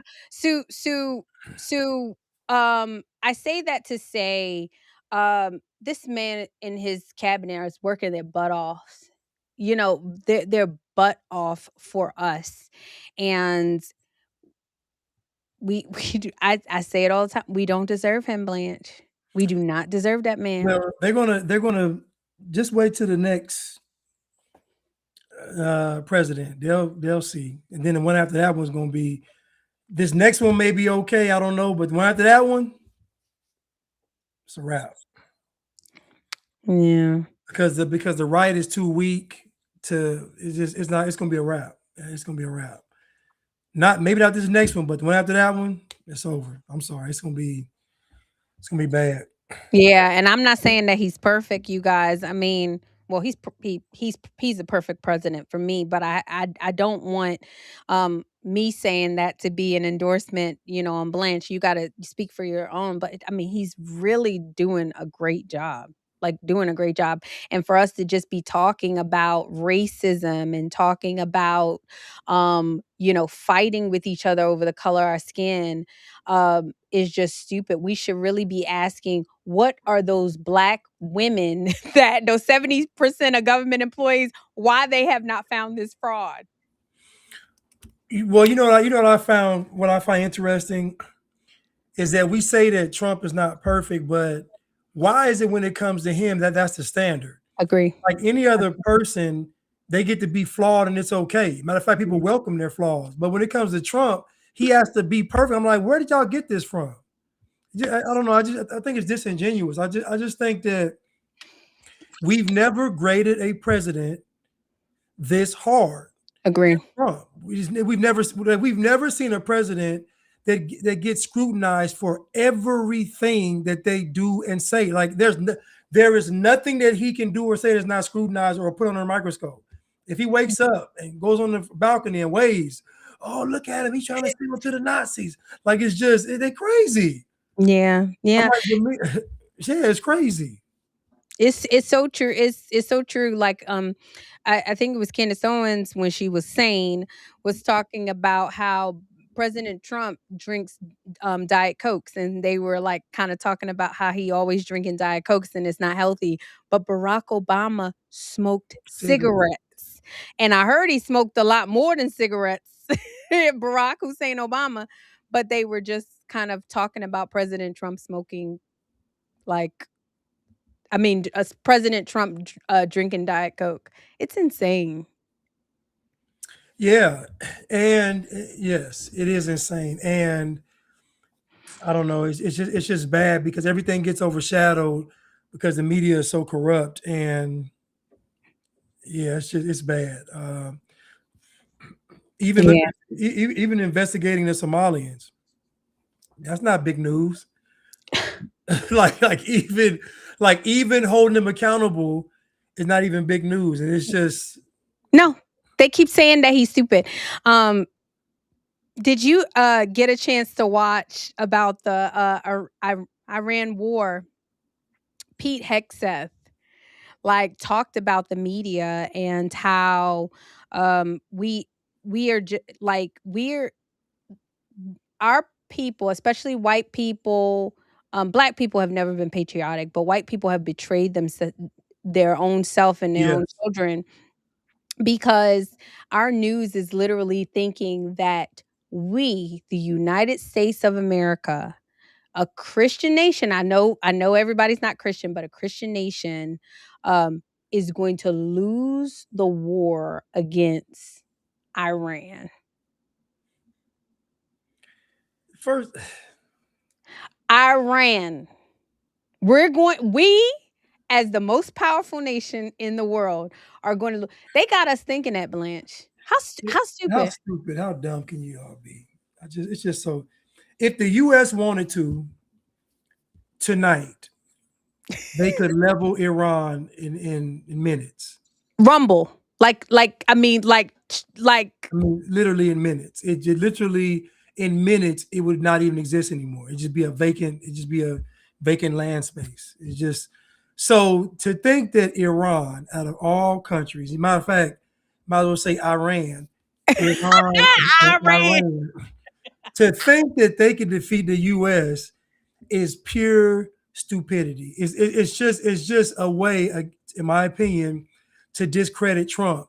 It's to say that Trump got us in a war that we can't win, just to make it sound sensational. It's just dumb. Can't nobody beat the U.S. Stop. Nobody can beat the U.S. But why would we want that, Blanche? That's it's why would y'all want that? Why would y'all be rooting for your children to this is your children's future, your children's inheritance? Because they believe that anything is better than white people being in charge. And they don't, you said it, people, Elon Musk said it, that people take for granted this modern civilization. And the problem is that people have grown up with the comforts of what the West has offered. And Mm. your mind can't even conceptualize. Go to Liberia, no, go to China and protest and see what happens to you. Just go to China, and they're gonna call you out your name. Just go to China, do what y'all do over here, do it in China, get called out your name because they got a whole bunch of racial slurs for you, and then start tearing stuff up and see what happened to you. Look, go to Iran that y'all love so much. They killed 20,000 people, like For sprayed pro- them like bugs. for protesting, they killed them. 20,000 gone. And y'all all in the streets. Go to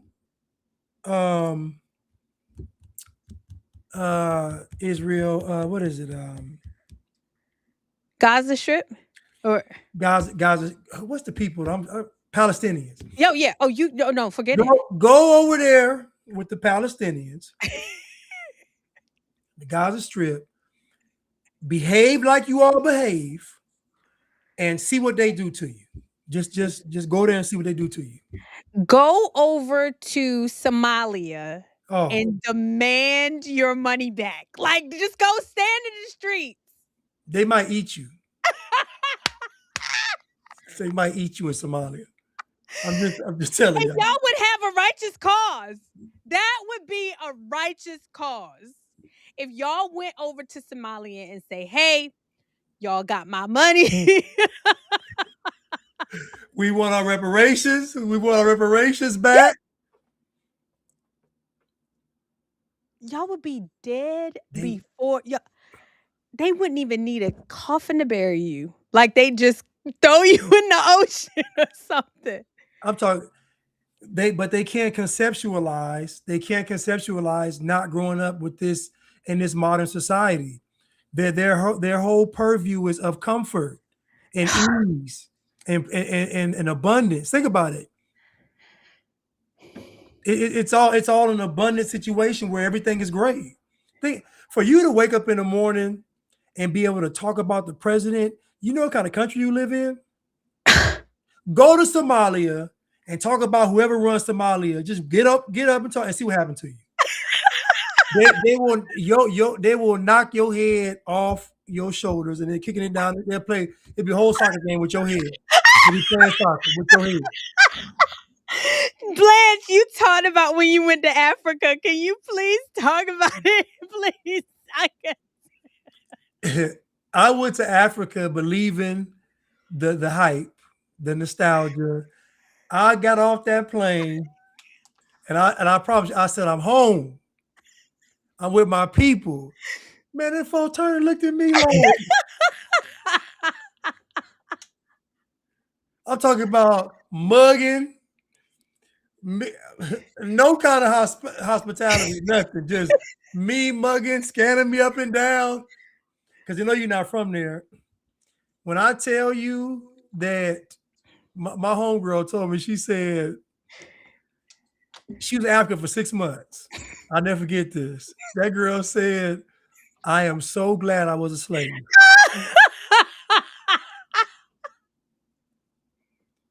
I said, why would you say that? She said, oh, you're gonna find out. Don't worry about it. Just you'll find out. And sure enough, I was over there for a month. Oh By my the time God. I left, I said, okay, I get it. Yeah. And we take it for granted. So hold on, you said it's mind-boggling how libs of all skin tones are cheering the demise. Like, why would you do that? Oh, and you said 40,000, not 20. It was 40. 40 billion. 40 billion. No, I'm talking about 40,000 protesters that they killed. Oh yeah, my bad, my fault. Yeah, it was 40,000. Yes, it was 40,000. Yes. Like sprayed them like bugs. But Iran is not alone. 21st century Hezra. I don't know that word, y'all, planted militant Muslims all over. China backs Iran and Russia. Y'all, China is not going to come to Iran's defense. I don't know what y'all been smoking. China is a production economy. They survive off of producing goods that people buy. Who are those people that buy the goods that they produce? Hold on, let me guess.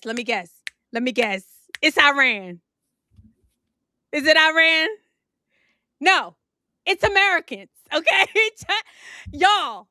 China is not jumping in no fight for Iran. It's just not happening, y'all. I'm sorry, y'all been sold a bill of goods. You will never see two countries that have something to lose fight. No. You will never see China and the U.S. fight. You will never see a country, two countries that are first world powers fight each other. You'll never see it. You'll never see it happen. It's too much to lose. Unless they're not going to fight for Iran. Unless you no. That's the most important part of it. Listen, y'all. I don't know y'all listen. Y'all done built Iran up to be something it's not. It's not. It's not. It's not. It's not. Iran will lose tomorrow. If we were and I mean I heard Steven Crowder say this and I actually agree with him. Give me 1 second, please. Okay, go ahead. I heard Steven Crowder say this and I actually agree, you guys, that if the US was an evil nation, if they were an evil nation, Canada would cease to exist. You guys, we literally take care of Canada. We take care of everybody in our Western hemisphere. I found out and Google this, you guys. We give China money. Like, we give China money. We are such a generous nation. Y'all, don't believe the hype of the media. Do not believe the hype of the media. Ain't nobody coming to Iran's rescue. Not against us. They ain't doing it. They might talk all of this big talk. They ain't coming. They're not. They're not. And I just kind of know that our media is really evil when they want us to root for our children's demise. Okay, so let me see the super chat. Hey, Carmel Wandar. You said there is no way China going to fight against their biggest Temu shoppers. Girl, who? Iran is not buying their Temu. Iran is not buying their Shein. They're not. That's us, y'all. So it's so true. It's so true. El Hombre Negro, you said China gets goods from Iran, sell it to America. Yeah, like seriously. They're not getting rid. Blanche, you had to see the super chat. She said there is no way China gonna fight against their biggest Temu shoppers. Ain't no way. Ain't no way. So, anywho, Blanche, I kept you on here. Blanche drinks a lot of water, y'all. Y'all need to drink your water.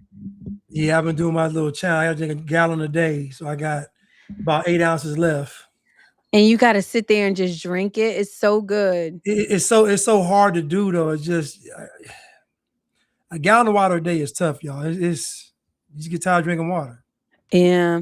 Okay. So, fun fact: China owns more U.S. government debt than any other nation. Forget the rhetoric. China has a massive economic interest in the well-being of America. Yeah. Thank you, PBE 777.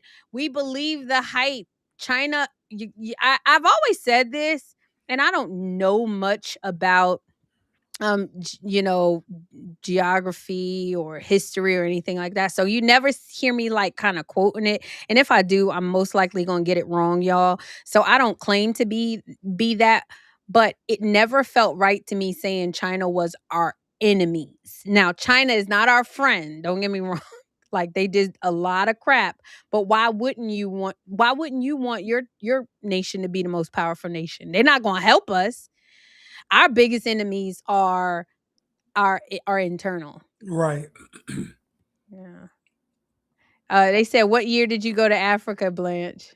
I want to say 05 or 06. Really? So I mean, a lot's probably changed now with the media and propaganda. So a lot of I hear it's a lot different over there now than when I went.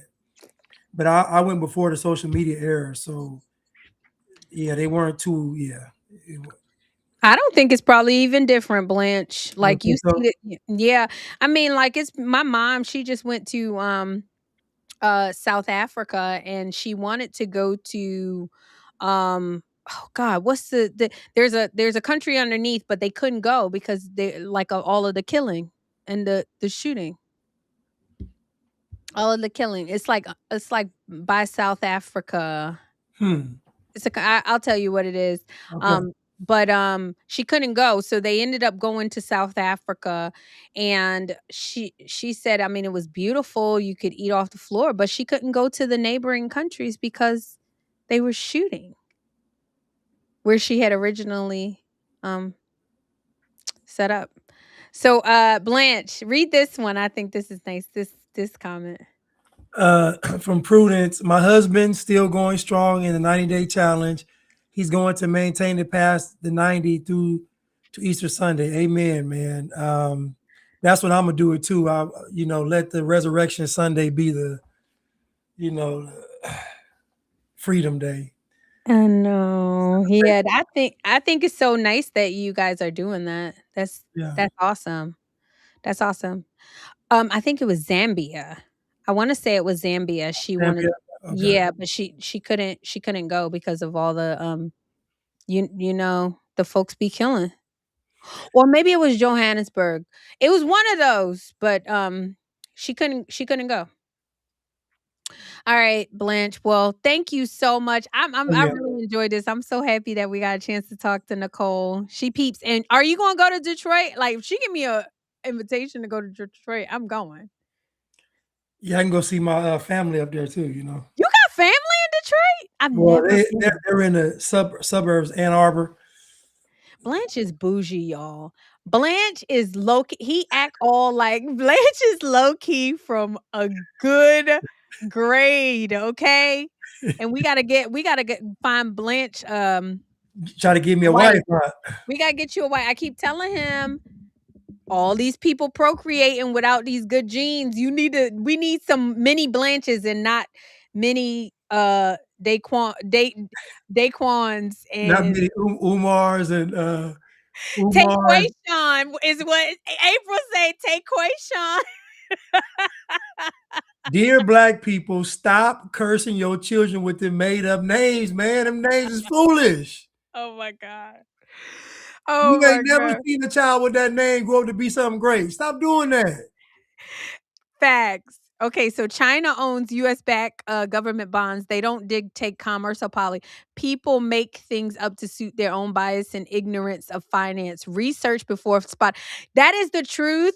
PBE 77. So Blanche, if you just ask Google like what nations we send money to, they'll tell you all the nations we send money to, but they won't say China. But then I said, which money? Because President Trump says we send money to all these countries. And so I said, okay, which countries do we not send money to? And so it was only like a few countries. And I was like, China wasn't on there. I was like, we give them money. Ain't that something? I think we finna fight. You crazy. We're not about to fight. They not gonna fight. That would be so beautiful. Little Blanche is running around. Amen. Let's get him up. Let's get him up. Who said that? Hold on. Pamela Callahan, 6156. I don't know, Pam. Don't hit him up in his I would say hit him up in his DM, but he ain't gonna answer you. Listen, I remember I used to check my DM years ago. I thought it's too much. I said it's too much. Yeah. All right. Oh God, Jamar Quavius. Like Jamarquavius Jenkins, aka JJ, he is going to prison. Like he's gonna have a bad life. That baby need to change his name. You have to. All right, you guys. Well, thank you. We've been on for 2 hours and 13 minutes, you guys. If you have not already, please go like, share, subscribe to this channel. Y'all, we wanted to talk about the Target boycott, but who cares? Who ca- Good luck, Black people. Y'all did it. Glad y'all came together. Now let's try getting the schools together. Right. Get the schools to buckle. Exactly. Get the schools to get the kids to read and write on grade level. Get Target to give money to the schools and not Jamal Bryant. It's disgusting. I'm disgusted. I know. All right, you guys, hold on. He said, even Bliggity's name Moses for people. My dad's name was Moses. It's funny. Shut up. Was your dad named Moses?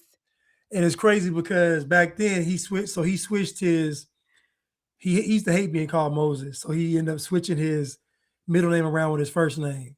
Oh my God. So it was Allen Moses. Allen Moses. But his real name is really Moses. He used to hate it. They used to be like, hey, you gonna choose the field.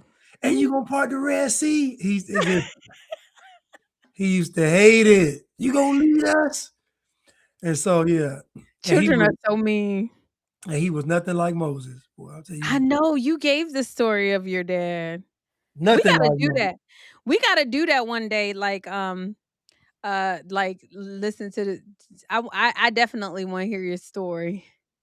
I know your audience probably like heard it several times, but oh yeah, we can talk about it. It's foolish though. It's foolish. Yeah.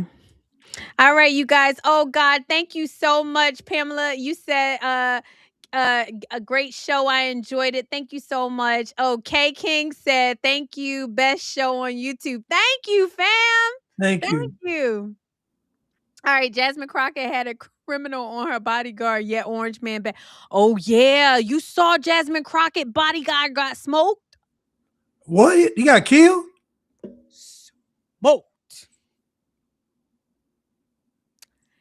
Fighting against the cops, pull out a gun. What? Y'all, like, let me tell you, when I saw the story, I already knew what it was. Like, so her this bodyguard was fighting with the police? One of her bodyguards, so this is the person that she hired as her bodyguard, was with, and let me tell you,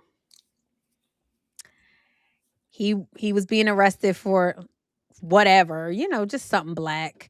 And he couldn't just comply.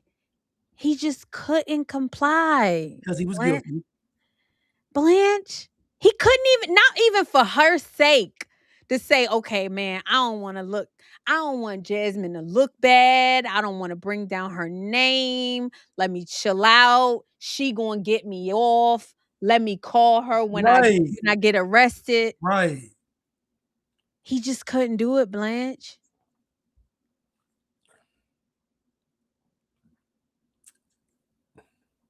Somebody said he had a standoff with the police. He had a standoff. Yep. I had a gun.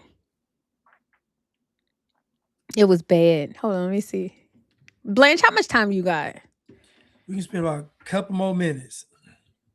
Crockett. Security guard, yeah. I mean, it's sad. I mean, it's not too sad. Suicide by cop, y'all don't really I can't even pretend.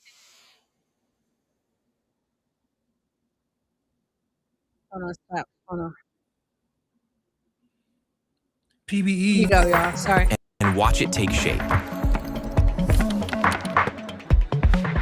Blanche, want to get you now to a major story unfolding. This one involves a man who was killed by Dallas police earlier this week outside of Children's Medical Center. Sources say the man who was fatally shot by SWAT actually ran a business placing law enforcement officers in off-duty jobs, and apparently he was also part of the security detail for Congresswoman Jasmine Crockett. Our JD Miles tonight investigating how he apparently, using aliases, was able to become such a prominent figure in the public safety community. Aliases. To North Texas law enforcement officers and U.S. Capitol Police, he was known as Mike King, but sources tell us that's not the name of the man shot and killed by Dallas police on Wednesday night during an investigation into his alleged double life as a suspected criminal, also working as a security officer for a local U.S. Congresswoman.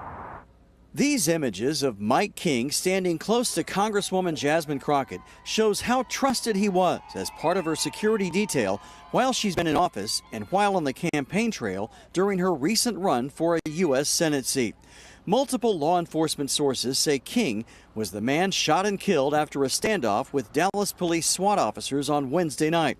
Police say he was chased into a hospital parking garage where he barricaded himself inside a vehicle before he was forced out by tear gas and pulled a gun on officers. Sources say he was wanted for impersonating a law enforcement officer. Crazy, right? Oh yeah, he was going to prison. Crazy, right? He was going to prison. That's why. Yeah, he was going to prison. That's where he was going. And mind you, I don't like Jazzy at all. I'm not going to say that she knew. Black's lie. She don't know. She ain't even that thorough. She's not even that thorough with who her team. She didn't know. She didn't. But yeah, but that goes to show you guys can't. He looked the part. She probably liked him a little bit. Yeah. She come on. Yeah. Anyhow. All right, you guys, we getting off for real this time. I love hanging out with y'all. We going to continue to do this. Blanche, how can they follow you? How can my followers find you? You all can find me on YouTube at He Is Blanchard, Instagram He Is Blanchard, Twitter He Is Blanchard, and then on TikTok Free Blanche. And yeah, that's where you can find me. All right, you guys, if you have not already, please hit that subscribe button, hit that like button. It really helps us with the algorithm. We appreciate all your comments. We appreciate all of your super chats. We are super, super grateful that you even listen to us. We be having a good time out here. So continue to watch us when we go live. And until next time, peace.